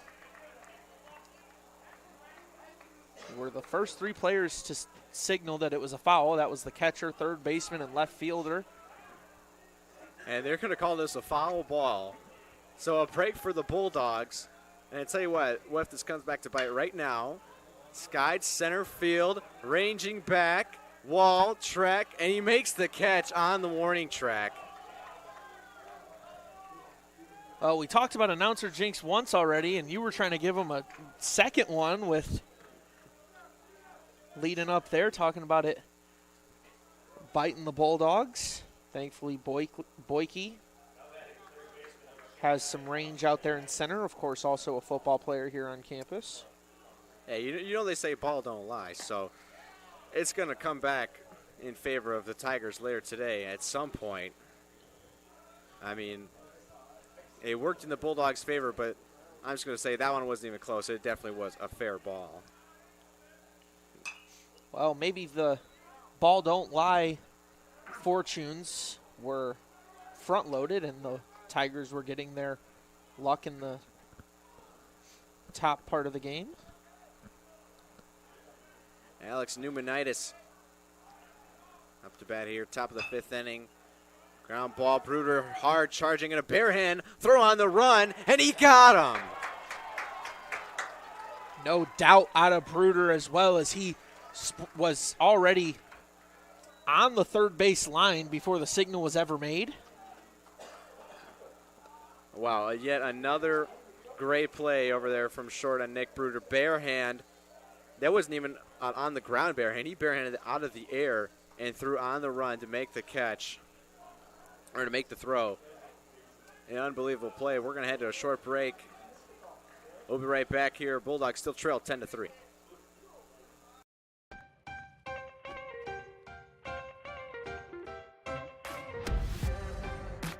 I'm a special ed social worker. And I'm a third-year public affairs major.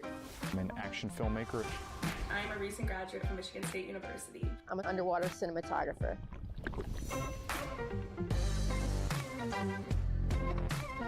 So I didn't really decide I wanted to become a pilot till after college.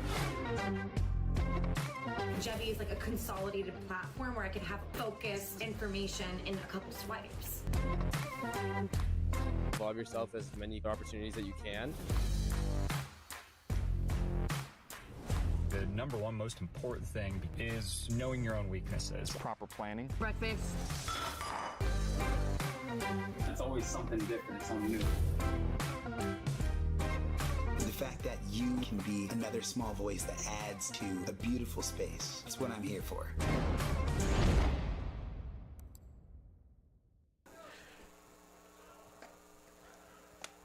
Halfway through this one, we reached the bottom of the fifth inning. Nick Bruder leading off for the Bulldogs, who yet again made another phenomenal play at shortstop. You knew he could do it with the bat, and with the glove, he is just as good. Let's see what he can get going here in the bottom half of the fifth. Let's see if he can wake that bat up. He's reached on an error so far today, but that's it. Yeah, an error by the other shortstop in McCauley.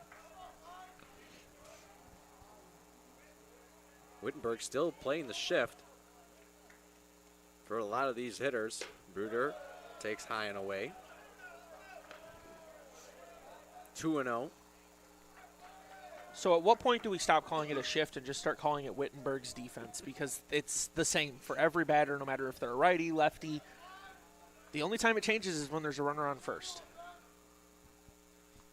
The 2-0 in there for a strike. You know what?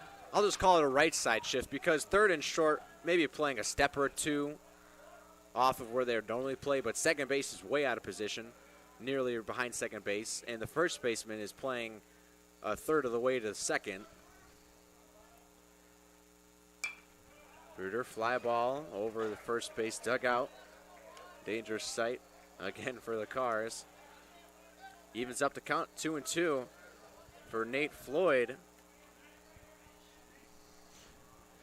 It's curious as well that they're shifting only the right side against a right-handed hitter, but when they have left-handed hitters, they shift the whole left side as well. And they move their second baseman over to play on the left side of the base. It's a curious strategy, and it's worked for them so far today. Yeah, they must have a lot of scouting reports on these guys as to where they hit a lot of their balls.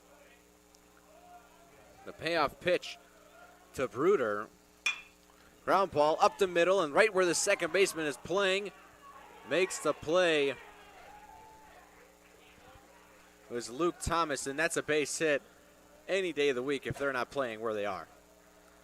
As you mentioned, the scouting report, and it's starting to look like it's the perfect report for the Bulldogs as the lights have come on. As you mentioned, we'd likely see those happen. Would like to see the lights come on for the Bulldogs offense.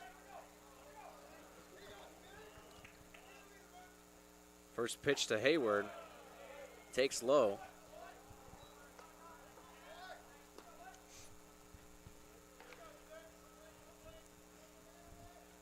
One out here in the bottom of the fifth inning. Nate Floyd still pitching pretty good, only 4 hits. That one in at the bottom of the zone against Hayward, who grounded out to the pitcher and reached on an error by the second baseman back in the third inning.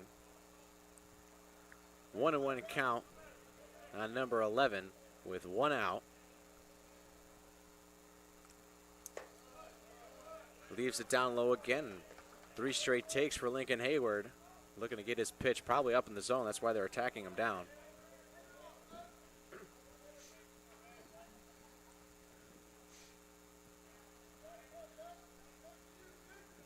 The 2-1 down the third base line just goes foul.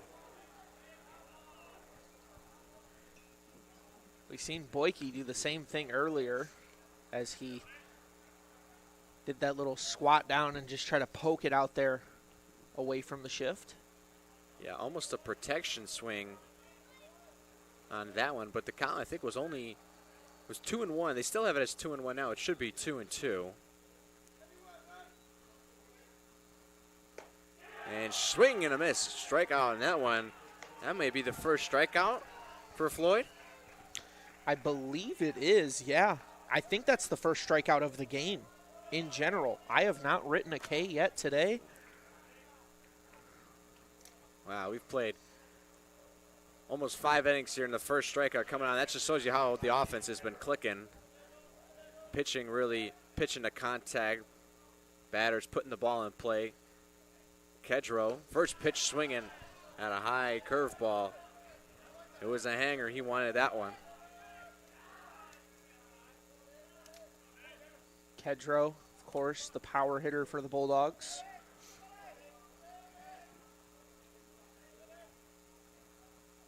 .556 slugging. Sliced on the right field line, and that's going to hit the pavilion over there. Kedro quickly down 0-2 with 2 outs in the bottom of the 5th. Bulldogs still trail 3-10. Ball outside. Gets away from Mirando.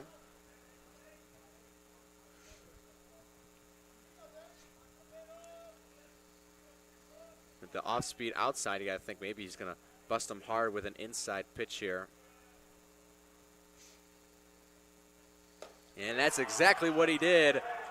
And he sorted him on that one. Kedra goes down swinging, back-to-back Ks. That's going to end the 5th inning. Bulldogs down 10-3. Wittenberg all hypes after that one. We'll head to a break. All Tigers 10-3 here on ACTV.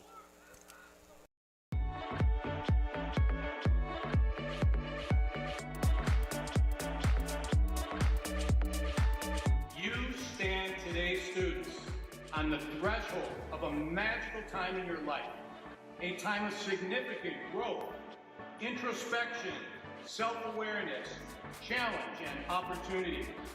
A time that you will always look back on as special years. Never experienced before you arrive today and never replicated after you graduate.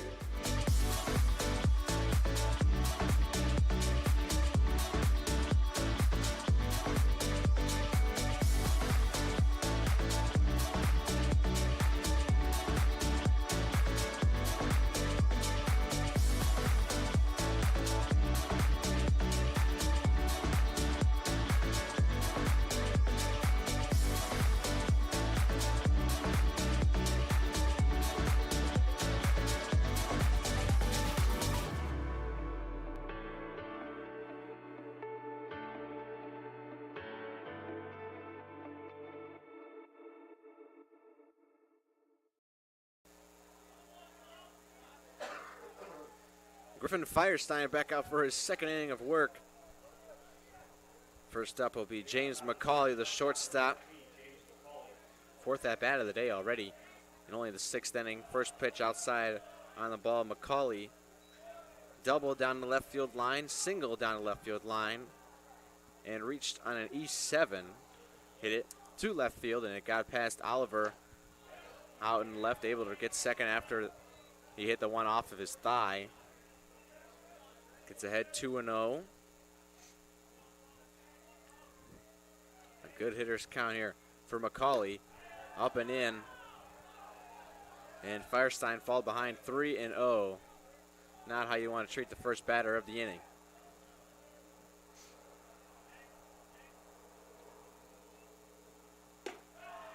Ball 4 on 4 straight pitches.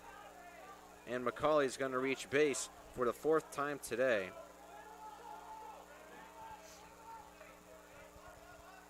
Brings up the center fielder, Ben Seibert.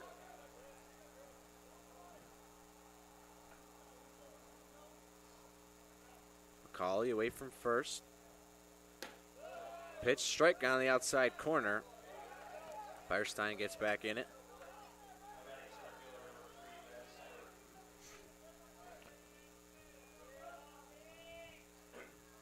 The 0-1. Up and in on the inside corner. Caught the zone 0-2, and a good comeback here from Griffin Firestein. After that one up high, going to look to go down and away. Potentially get a rollover, double play, and a great pick from Kedro on a yanked curveball or slider. McCauley leads away from first. Another good pick. Another good pitch. Seibert able to hold back. Even things up at 2-2.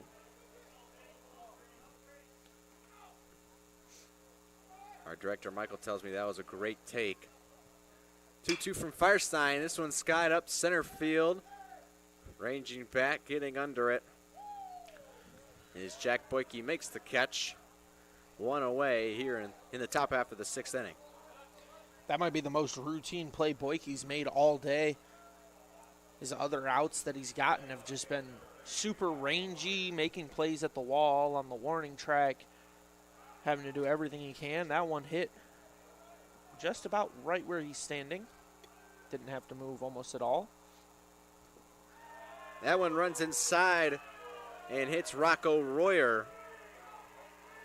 Firestein, a little bit of control issues. Almost seems like it's every other batter. First one walked on 4 pitches, and then threw the next batter. 2 strikes, got him out. And this one hits Royer. Brings up the 9-hitter, Charlie Mirando.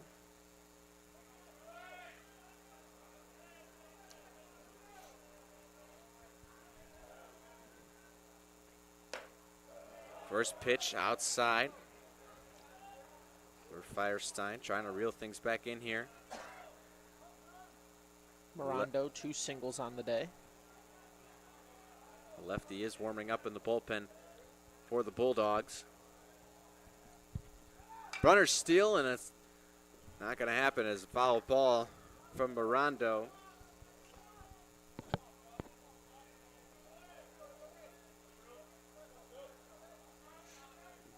One and one count. A double steal. Happened just the pitch before, but Mirando canceled it with his foul ball. See if they go again. Doesn't look like it.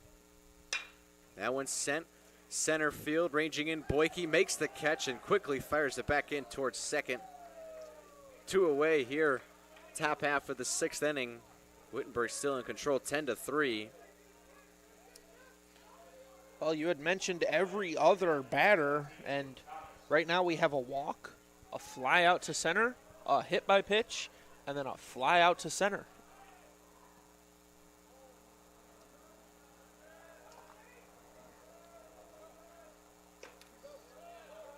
Strike one as Firestein gets ahead. Well, this has already broken the cycle as he had those 2 walks with no strikes delivered, and now he gets himself a strike. Thomas sends one right center field. Boyke able to range over, make the catch. And no runs on the board for the 2nd consecutive inning for the Tigers. Bulldogs get back into the dugout and hopefully get their bats just as hot.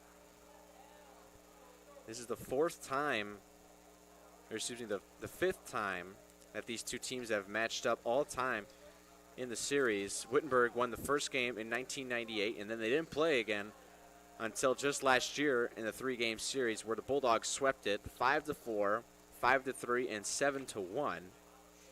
So Wittenberg looking to get their first win in the all-time series on this one. We're going to be the keys to the game to maintain this lead, Sean. Well, I think you want to see if Floyd can keep doing what he's doing. He just got his first and second strikeouts of the game in that last inning.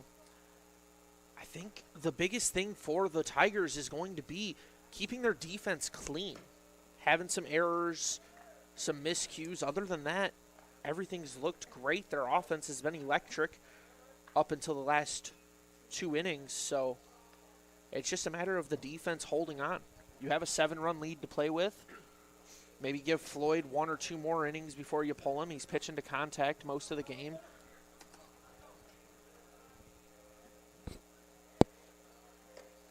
Yeah, this will be Floyd's 6th inning of work. Giving up 3 runs on 4 hits. Not even sure how many of those are earned because he did have 3 errors. Looking at Floyd's stats so far for the day, he's sitting at 81 pitches, 49 of them for strikes. He's had 5 flyouts, 7 groundouts, and with 2 outs, batters are 0-4. Yeah, that's more of a stat for the Bulldog hitting. He's not really doing too good once they get down to 2 outs in the inning. Easton Rogers going to look to lead this one off here in the bottom of the 6th. Takes that one down low. Ball 1. Easton Rogers flew out to right and had a sac fly to center field.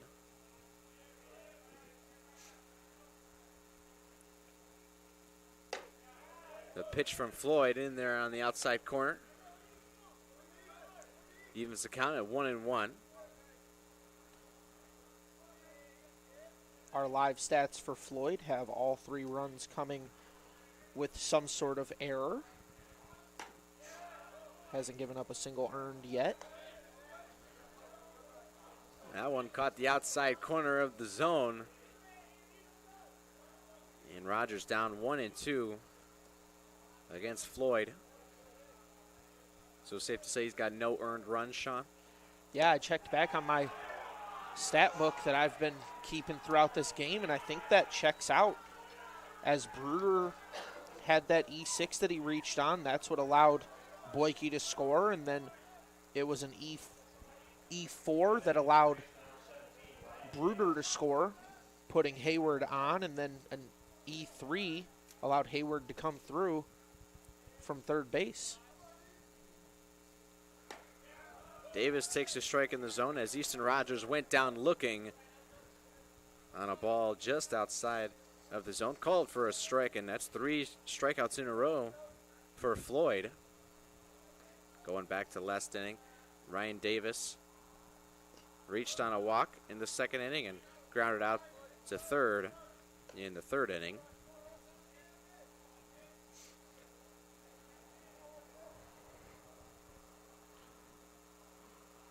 I would think it's safe to say Floyd is starting to get on fire. Like you mentioned, 3 straight Ks, and he also had that last inning. He went 3 up, 3 down. Yeah, he's coming on at the right time, and he said he's at 81 pitches right at the beginning of the inning, probably close to 90 at this point. You gotta wonder how long he's going to stay out there. This might be the last inning for Nate Floyd, who's pitched one heck of a game. And this ball just up and out. That's a tough one to stare at if you're Davis. Seemed like even the bench area wanted him to swing through. 2-2 count for the Bulldog third baseman. Swings and hits right towards the shortstop, but it's the second baseman making the play instead as they were shifted hard over. Luke Thomas with what's going to go down as a 4-3 put out. But nonetheless, he hit it towards shortstop area. And Bulldogs already 2 outs in the inning. It looked like the umpire was a little unsure with what to call there. He hesitated for a good 3 or 4 seconds before making what looked like a routine out call. Cam Oliver, left fielder, takes ball 1 up and out. He walked in the second inning and grounded out to short in the fourth.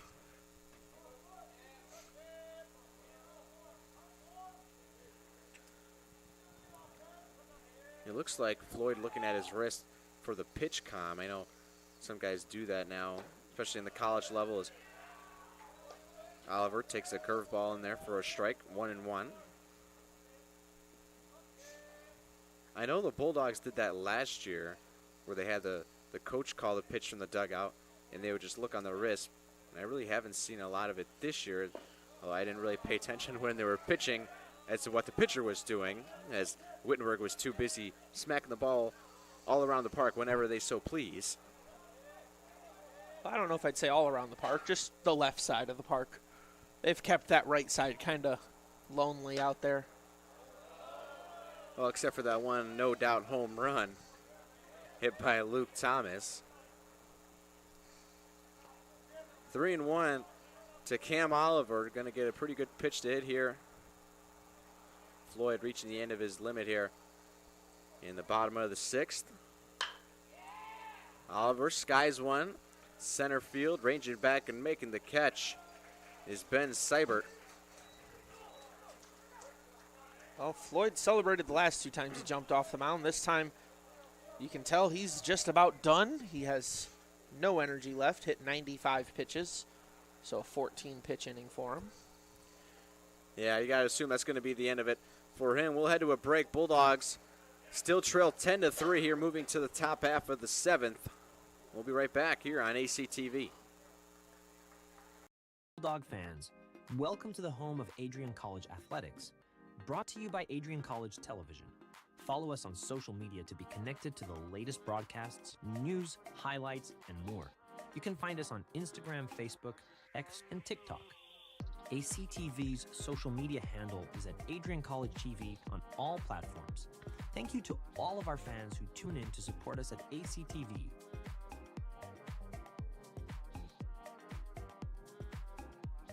Oh, no, we'll come back. Welcome back. Nicolay Field, top of the 7th, just around the corner. Don't forget to stay connected with all the action by following at Adrian College TV on social media. From game highlights to campus events, we've got you covered. Don't miss a moment. Follow at Adrian College TV today. Don't forget to subscribe to the YouTube channel and turn on bell notifications so you don't miss any upcoming games. I don't know if we have many tomorrow, except I think club softball has a triple header over there at the softball field, but I know next week Saturday is pretty busy here in Adrian. Tomorrow both baseball teams will be away. NCAA at Wittenberg, and club baseball is at Western Michigan. Firestein's first pitch of the at-bat. Outside. Against Tommy Chilicki, the designated hitter for the Tigers. That one catches the outside part of the zone on the off-speed. Chilicki today flied out to right, popped out to shallow right. Had a single to left field and a line out to shortstop on that outstanding play from Bruder. This one sends into right center, gets down for a base hit. Chilicki on base again. And I think Wittenberg's going to wake up here, put a couple more runs up on the board. That's your Dietz stepping up to the plate.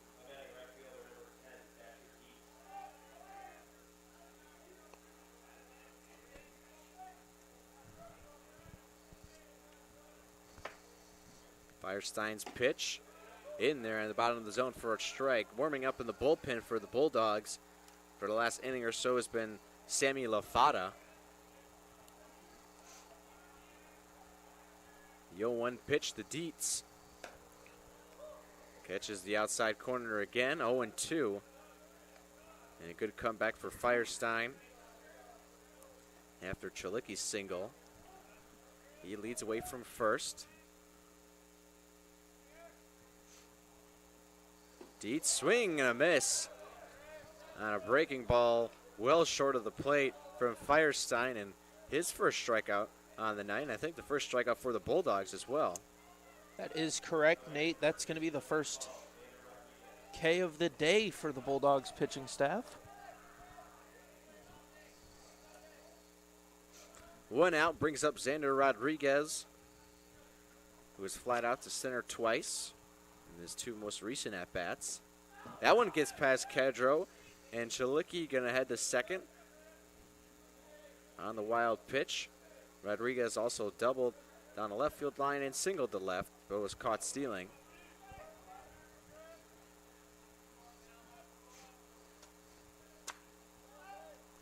One out, runner on second. That's Tommy Chilicki, and Rodriguez looking to see the 1-0 pitch. Sends that one left center field, ranging over is Oliver. Tagging from second is Chilicki. Gets it to third base. And Tigers just threatening to put at least one up on the board here. As Chilicki gets to third, going to bring up Alex Pneumonitis. Well, I'm not sure how the Bulldogs are running their pitch comm system, but I just seen Kedro with an earpiece in, so I believe they might be running some sort. That one misses high, and I think what's happening is they're calling the pitches from the dugout. Kedro's getting him, and then he's putting the fingers down. So a little different to how they were doing it last year and how the Tigers are doing it this year. That one hits the top of the zone.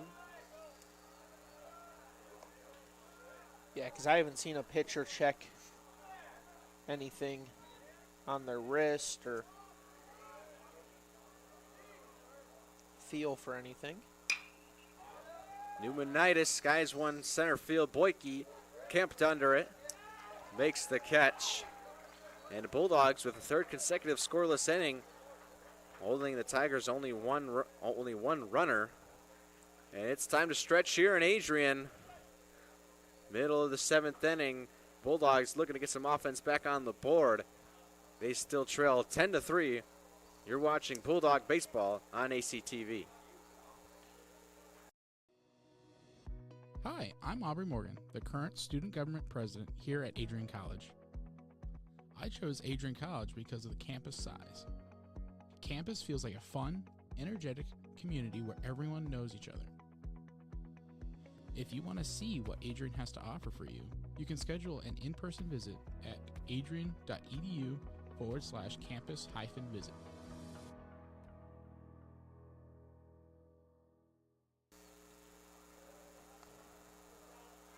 Looking to become a future Bulldog and get recruited by Adrian College?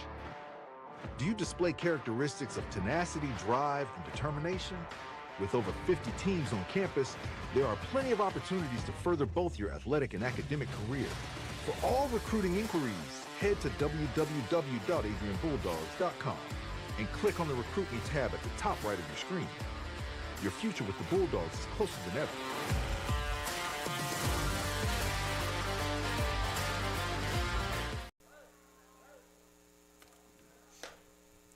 Welcome back to the park. Bottom of the 7th inning. Leading out for the Bulldogs, number 35, Christian Oliver. Flew out to right and had a single in the 4th inning.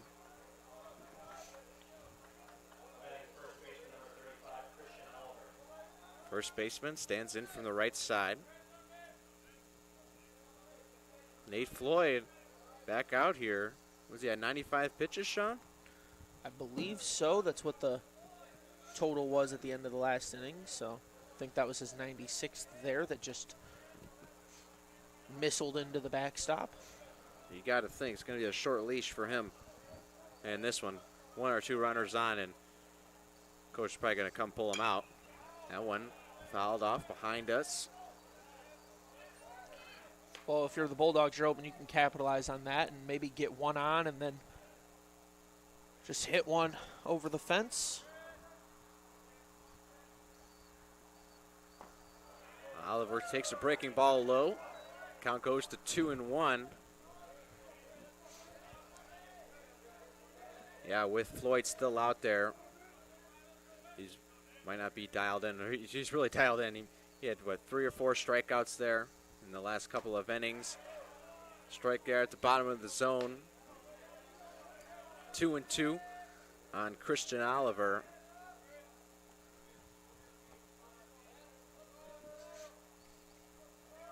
But the Bulldogs will look to capitalize on Floyd as he's draining, really emptying out the tank here in this one.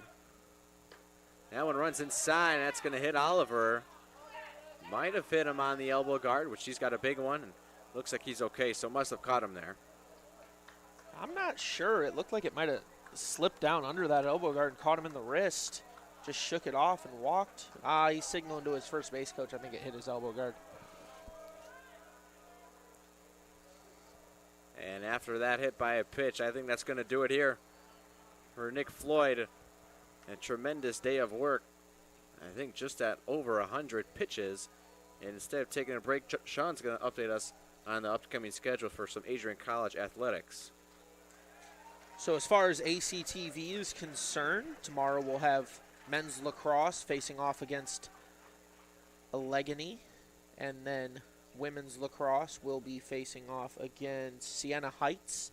That's a nightcap at 7 p.m. tomorrow. And then it's Sunday when we'll have ourselves a club softball triple header. Of course, club baseball team is going to be on the road Sunday.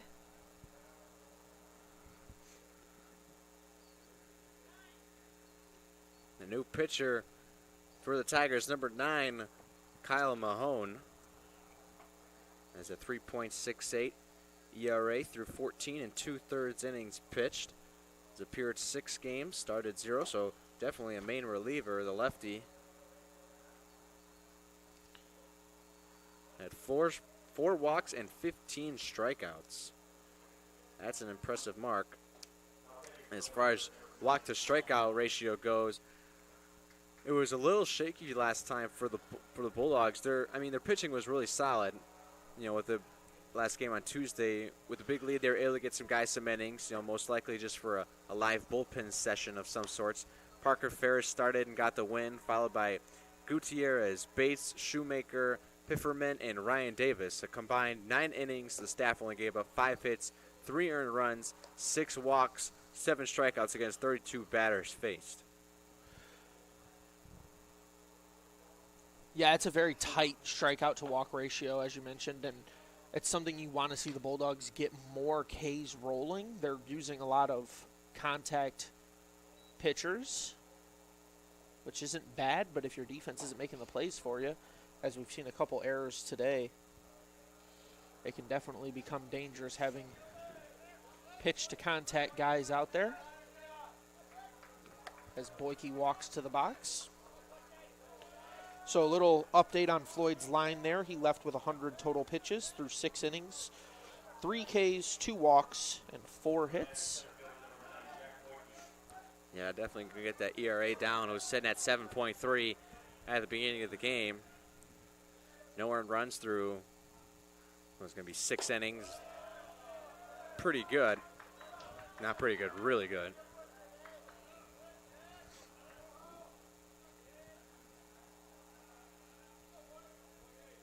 Now, for some reason, I thought Kyle Mahone was a lefty coming in. He's a right-handed pitcher.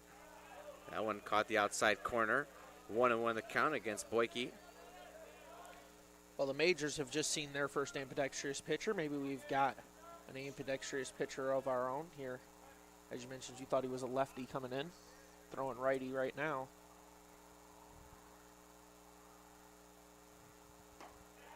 Maybe I just seen that he had his glove. He was carrying it in his right hand, and that's probably what I seen. Maybe behind the mound. Nonetheless, 1-2 to Boyke. Christian Oliver away from first, and this is the point of the day where the sun really plays a factor here at the Nick.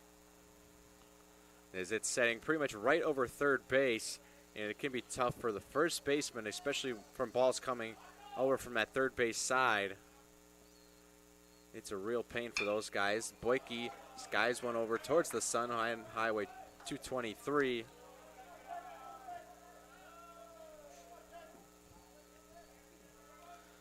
Yeah, Boyke keeps trying to poke one over there to that third base line. It's caused him to hit a couple foul balls over towards the highway. Yeah, it's wide open. I mean, the shift is on, or as we call Wittenberg defense. That one down the left field line, ranging in, diving, making the catch is Rocco Royer. Unbelievable play to keep Boyke away and off of the bases. 1 out in the bottom of the 7th. That's a phenomenal effort there for the left fielder. Just great range, sprinting over as Royer made what looked like kind of an awkward dive. Didn't really lay out for it. Kind of looked like he wanted to slide in and lay out all at the same time, and just took a weird tumble. Yeah, I think he might have been a little hesitant over there near the fence. It can be dangerous. You don't really want to dive head first into the fence, so you'll see guys slide to make the catch, and that protects yourself by sliding with the feet first. That way, if you do run into the fence, especially with the turf here, you might slide a little further than expected. You get your feet first and you can brace yourself instead of going head first into a fence. However, I think if he would have slid on that one, I don't think he makes it all the way to the ball. Maybe that's why he decided to take that awkward angle. Jimenez, base hit up the middle. Going station to station is Oliver. One out in the bottom of the 7th. Runners first and second. Going to bring up Nick Bruder.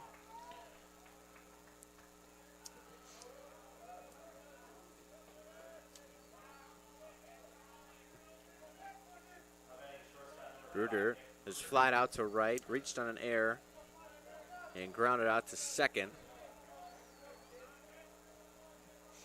Going to look for him to pull one into the left center gap here. And one caught the inside corner. Bruder didn't like it. He's really going to look to get something, get his arms extended, something out in front.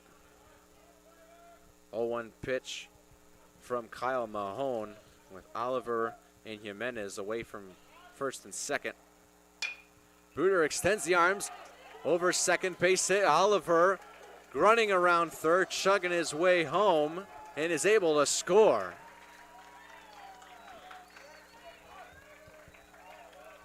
Well, we had talked about the lights coming on for this Bulldogs offense, and starting to wake up a little bit right now. That's going to be their first earned run of the day.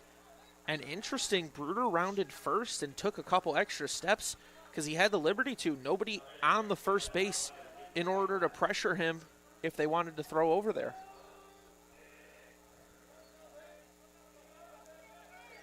Yeah, with that base hit up the middle, it's the first baseman who will usually go be the cutoff. And with Oliver, not the greatest speed, they might have had a shot at 4 to gun him at home, but these outfielders just play so deep here. It's tough to get a fielder, tough to get a runner rounding second and going home. Rounding third, heading for home. It can be tough even if you don't have the greatest speed, but Oliver did it, scored a run. Bruder with the RBI. Lincoln Hayward swinging a miss, down 0-2. That's going to be Bruder's first hit of the week as well.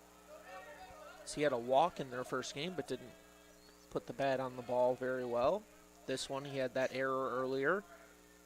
This time, his first time getting accredited with the actual hit. Swing and a miss from Lincoln Hayward, goes down on strikes. Kyle Mahone sits him down. Runners still on the corners, 2 outs. Hayward back-to-back Ks.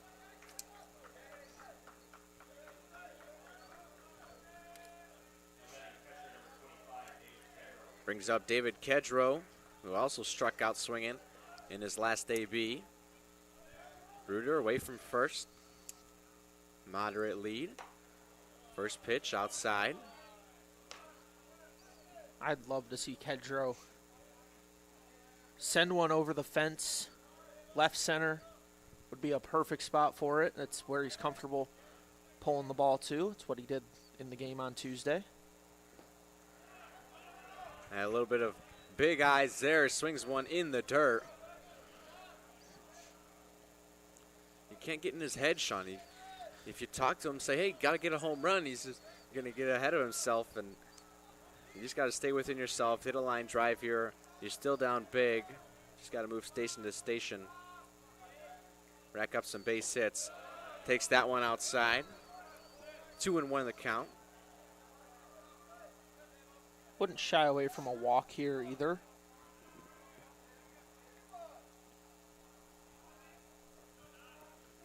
Kedrow looking for damage here. 2-1 count, 2 outs, bottom of the 7th inning. Slices that one right side and well into foul territory. 2-2 count. Wonder if Bruder will steal here, get things going, or wait for one more ball.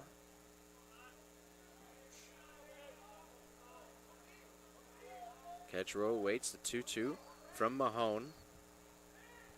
Bruder steals.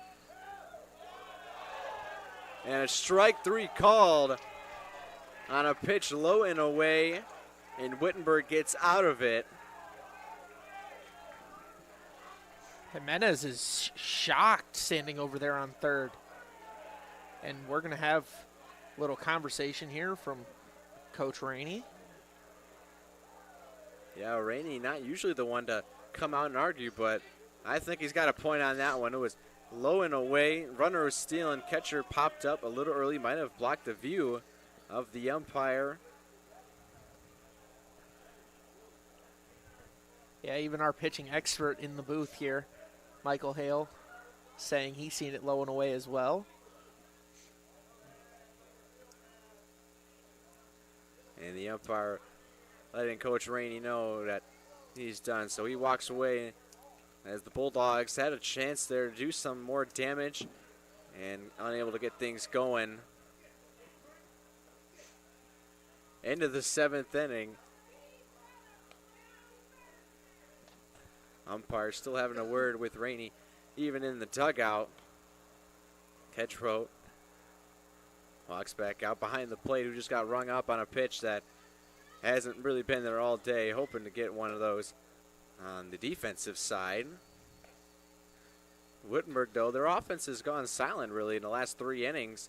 I mean, they put up 10 runs in the first, in the first 4 innings, and then haven't had anything since. No, they truly haven't, and The umpire's still counseling. It's a little late as far as the Bulldogs are concerned, as the inning was already turned over. So just trying to get your head back in the game if you're the home plate umpire here.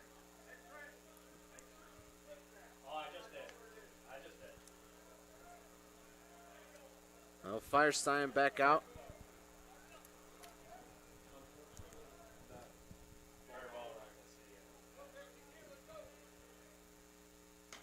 First pitch catches the outside corner against James McCauley.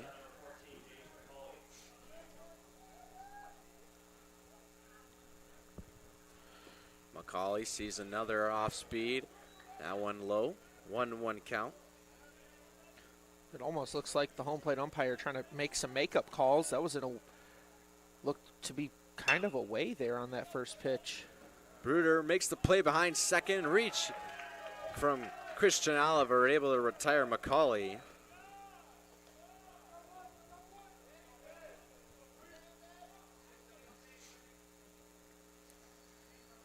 Now bring up Ben Seibert, the center fielder. He's grounded out twice. Sac fly. Another fielder's choice and a fly out to center. So yet to reach base here is the center fielder. That one catches the outside corner, and the zone opening up considerably here as the sun sets on this one.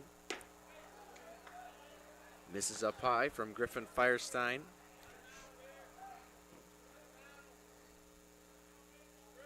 Curious. 1-2 pitch to Seibert. Swing and a miss, and he got him on that one. 2 outs in the 7th, or in the 8th. Curious to see how wide the zone's going to get. As it's getting to be consistent, but it's consistently wide out there.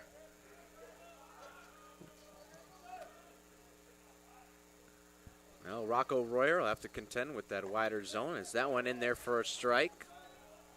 Good breaking ball. You wonder if it's harder for the umpire to see it because she is stanced over Kedro's left shoulder. Hard chopper fielded by Davis, and a nice pick from Christian Oliver. Bulldogs get him again. 1-2-3. Tigers go down without a fight in that inning, and Bulldogs have been holding them defensively, but they just haven't put any more runs up on the board. Still trailing 10-4 in this one. We move to the bottom half of the 8th inning after this short break. You're watching Adrian College Television. Welcome to Adrian College, where we believe in educating both the heart and the mind. With over 100 innovative academic programs and 10 cutting-edge institutes, you'll find a path that's right for you.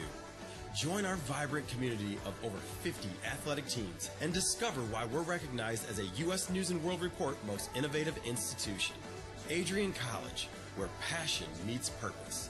Your future starts here.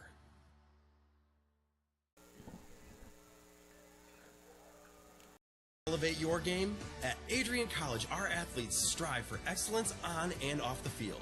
Get involved in over 50 student clubs and organizations where your passions meet purpose. With innovative programs and personalized learning, our academics are designed to ignite your future. Experience vibrant student life, where community and connection shape your college journey. Adrian College, where you belong. Apply today and become part of the Bulldog family.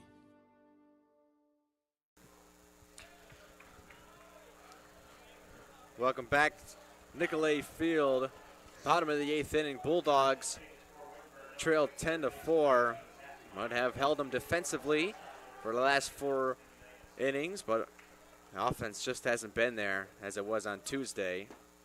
First pitch swinging from Rogers, who struck out in his last at-bat.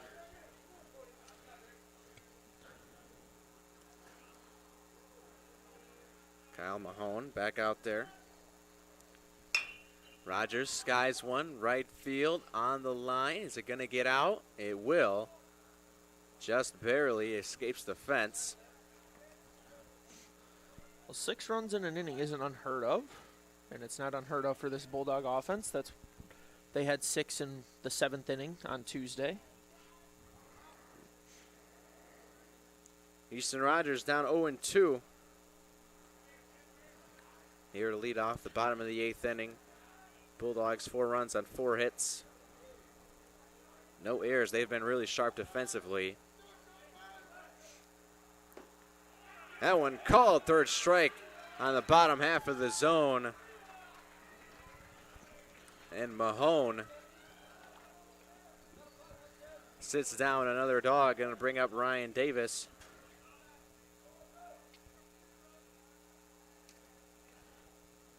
That's 3 straight strikeouts for Mahone, 2 looking. 0-1 the count. First pitch strike at the bottom of the zone. Off speed, gets Davis to chase. And he's quickly down 0-2. Mahone throwing a lot of first pitch strikes here and really staying ahead in the counts. Hits him in the dirt on that one. Dropped third, but he tagged him out anyway. Did Mirando. Sends another Bulldog packing slowly back to the dugout.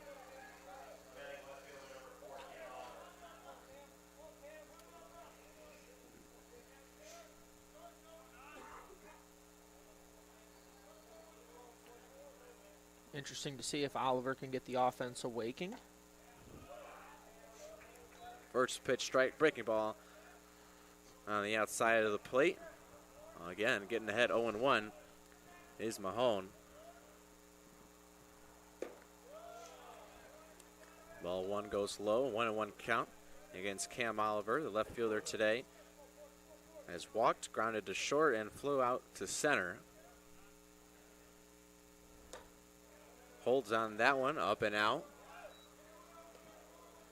2-1.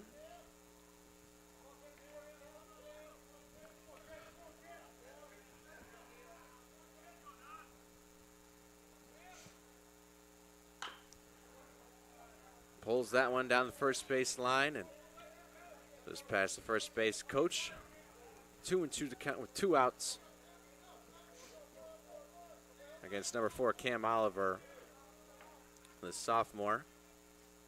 We'll see what Mahone goes with this time. Off speed again, fighting it off. It was Oliver.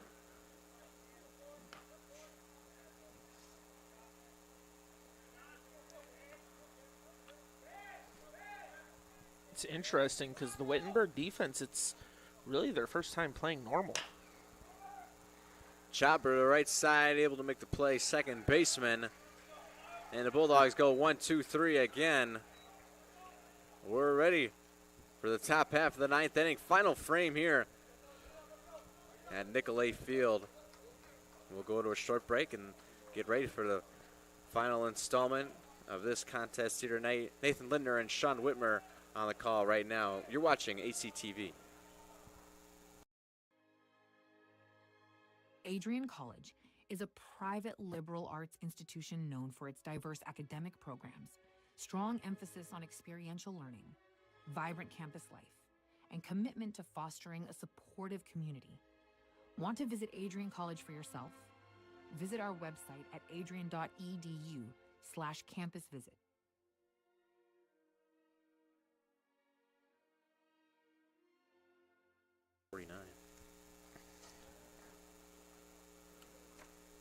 Back here at the stadium, NCAA Field, Samuel Lafata out on the mound for the Bulldogs. This one is a left-hander. Only his second appearance on the year. He's only pitched 2/3 innings, giving up 1 hit and 2 walks. So hoping to just throw some strikes here, I think, is the expectation. It's going to be the first time that they've changed it up on the Wittenberg offense, giving them a lefty to look at. And it'll be interesting to see how the Tigers are able to respond. Yeah, pretty much for the Tigers, they broke out, obviously, the first 3 innings, just absolutely knocking Jackson Clark all around the park. Heavily favoring the left side, as you would like to say. Ball 1 against Mirando, and that's really got to be the focus here for LaFata is just throw strikes. As Adrian College bullpen is walking its way in. So this is LaFata's inning right here. Got to get 3 outs, and then we'll go to the bottom half of the ninth.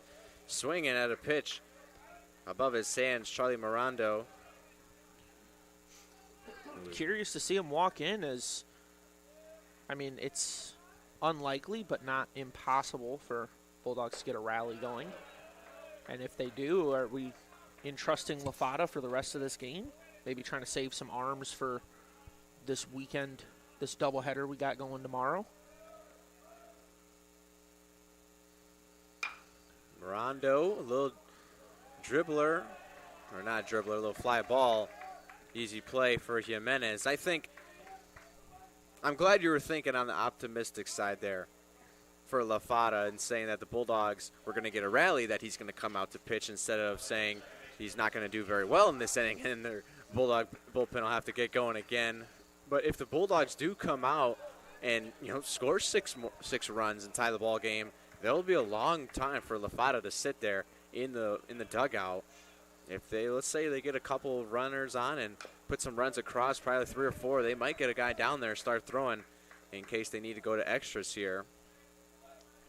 But LaFata quickly getting ahead 0-2 against the leadoff hitter Luke Thomas, who hit a home run back in the 3rd inning. That pretty much capped off the offense for the Tigers. He smoked that one, but caught by Jimenez again. Made 2 plays this inning so far, and 2 outs in the top half of the 9th for the Tigers. Going to bring up Chilicki.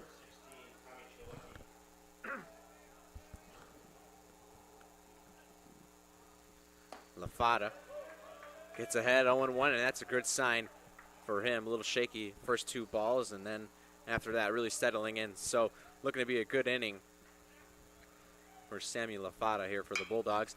That one sliced out of play, right side. And he gets ahead 0-2 again. So if LaFata's able to get Chilicki right here, you got to feel really good about this performance today. Yeah, definitely, and maybe that can get his momentum rolling for the rest of the season, or maybe even the rest of this game, as we had mentioned. Dangerous play there for LaFata, almost kicked that ball. Of course, also a punter here on campus for the football team. Yeah, did I jinx that one, Sean? Told me he had a good inning and then he gets a base hit? I would say so, yeah. We're looking for jinxes, but we're looking for him in the Bulldogs' favor to try to get a close game here. Well, I'll bring up Thatcher Dietz, who struck out in the 7th and walked in the 5th. LaFata lets one go inside against Dietz, and Oliver going to have a talk with him. Probably saying something along the lines of, don't throw over, I can't see the ball if it's coming in. That's a good tip to give, especially for a lefty that might want to throw that way. We'll see if Chilicki decides to steal LaFata. That one's skied high. Dietz, Bruder getting under it there, and Jimenez. Bruder backing up, making the play in shallow left center, able to make the catch, and LaFata gets out of that one through 4 batters. We head to the bottom of the 9th. Bulldogs still trail 10-4. Yeah, they're going to have to get through the bottom of their lineup as well, as they got Christian Oliver coming up, then Jack Boyke. Then they'll get back to the top with Jimenez. Yeah, they got to get a rally going here. Down 6 runs. You're just looking for base runners. Anyway, on the strategy might be wait to see a first pitch, or wait to see a first pitch strike. You know, kind of take until you get a strike, and then working from there. How do you feel about that strategy, Sean? I mean, definitely waiting on that first pitch. If Oliver sees a first pitch, gets on base, and then Boyke sees a first pitch strike and gets on base, and we're just continuously getting these first pitch strikes from Mahone, and that seems to be his strategy as well, then maybe you wake the bats up and start taking some cracks at that first pitch. Yeah, I think that's definitely the strategy for Mahone in this situation, is just get ahead and put these Bulldog hitters away. You know, it's a fairly common strategy for the offense to wait to see a strike, but I wasn't always a big fan of that. You know, if you see a first pitch strike coming in, that might be the best pitch you're going to see in the at-bat. You know, you get one pitch to hit, And then, especially with the zone expanding here later in the inning, you might not get another good one hit. As it always seems to expand low and away, as we mentioned with the umpire's placement. That could just be line of sight issues. Christian Oliver takes the first pitch, breaking ball in for a strike. Mahone gets ahead 0-1. Oliver, the player that Bulldogs are entrusting to start this rally. Takes the ball low and away, 1-1.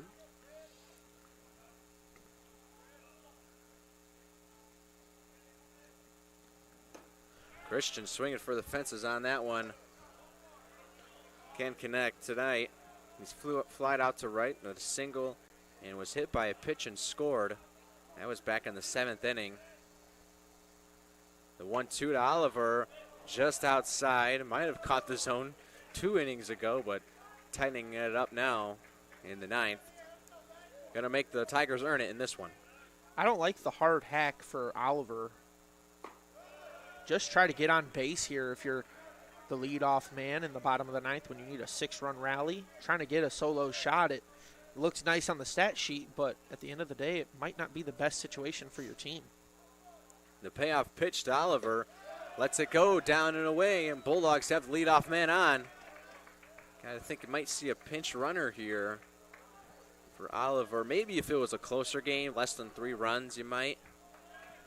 But I think for the Bulldogs, if they're going to try to come back in this one, they might need Oliver's bat coming up again. Just 8 batters later, or even if they tie it up, they'd rather have his glove over at first. Jack Boyke takes a first pitch strike at the top of the zone.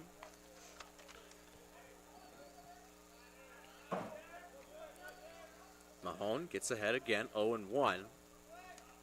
Oliver away from first. Boyke cut and a miss, foul tip. Boyke tonight has singled to left and scored, and singled to right. Yeah, and then he followed that up with back-to-back flies to left. So it'll be interesting to see what he does. They're not playing the shift like they were the rest of the game. They've been jumping off that. Yeah, I think they're looking for the double play in this one as Boyke's rung up on strikes. That one just hit the knees. Bringing him back up to the top of the order, Rolando Jimenez. With 1 out, Oliver leads away from first. Mahone gets ahead. 0-1 first pitch swinging from the second baseman.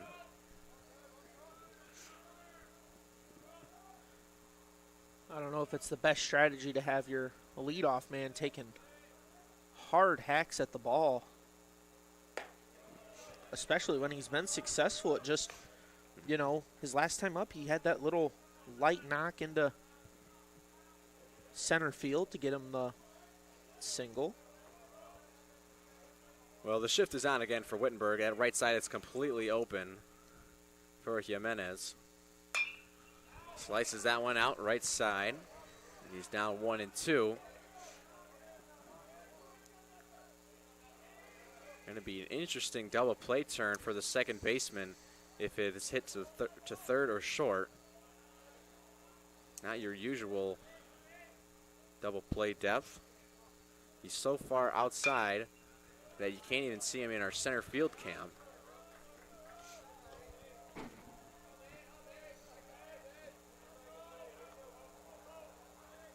So 1-2 to Jimenez again.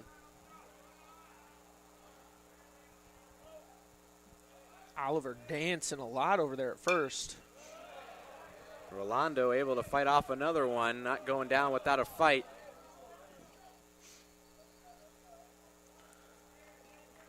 Yeah, I don't think Oliver is going to steal this one. Down 6. That's just not good strategy-wise. 1 out. Definitely want to break up a double play here. That one just doesn't catch the outside corner. Tigers dugout sitting there calling it a strike, and Jimenez stared him down and gave him a little head shake, letting him know that he's seen that pitch all the way through.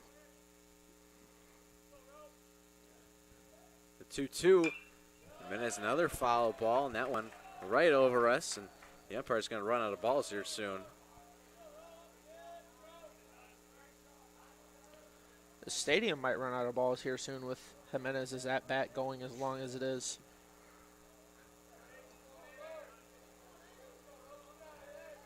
Mahomes thrown probably pretty much every pitch he has in his arsenal. And Jimenez has just fouled it off continuously. 2-2 again, spiked, and a great block from Mirando. This at-bat has gone so long, I almost thought that was ball 4 for a second until I looked up at the scoreboard. I was sitting here thinking, there's no way he doesn't already have 3 balls. The payoff pitch, that one ball 4 outside. Bulldogs first and second, 1 out. Gives it over to Bruder. It's curious, it looked like Jimenez might have been changing his stance there a little bit. It looked like he widened out, just trying to stay alive. Yeah, it's usually a pretty common strategy with 2 strikes. You know, choke up on the bat, widen your stance, just try to put the ball in play, make contact at all. Bruder, first pitch swinging. That one hit the net, but still escapes the stadium.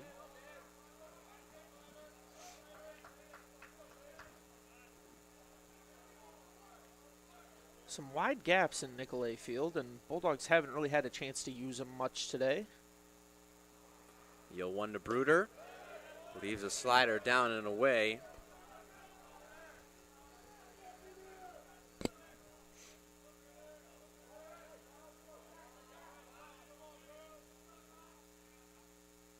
First and second, 1 out, bottom of the 9th. Bulldogs trail 10-4. Bruder skies one right center, right field. Able to make the catch is Dietz. Tagging from second is Oliver, and able to get in. You mentioned a while ago sliding on this turf. Sometimes you go further than you thought, and Oliver had to hang on to the bag as he slid across it. Don't think he was expecting to gain as much room as he ended up doing.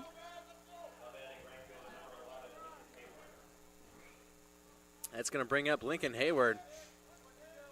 Bulldogs are down to their final out. Runners on the corners, 2 outs. Still trailing 10-4. Lincoln Hayward, the last hope. Kyle Mahone's pitch inside. Breaking for the plate is Oliver. Can he get there? It slides head first and reaches.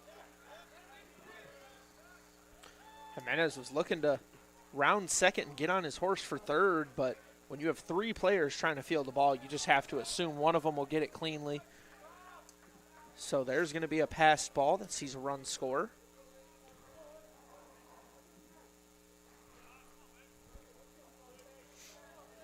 Bulldogs now the deficit only at 5.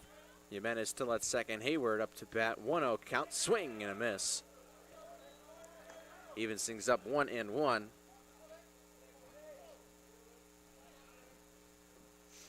Hayward hasn't done much today. 2Ks swinging.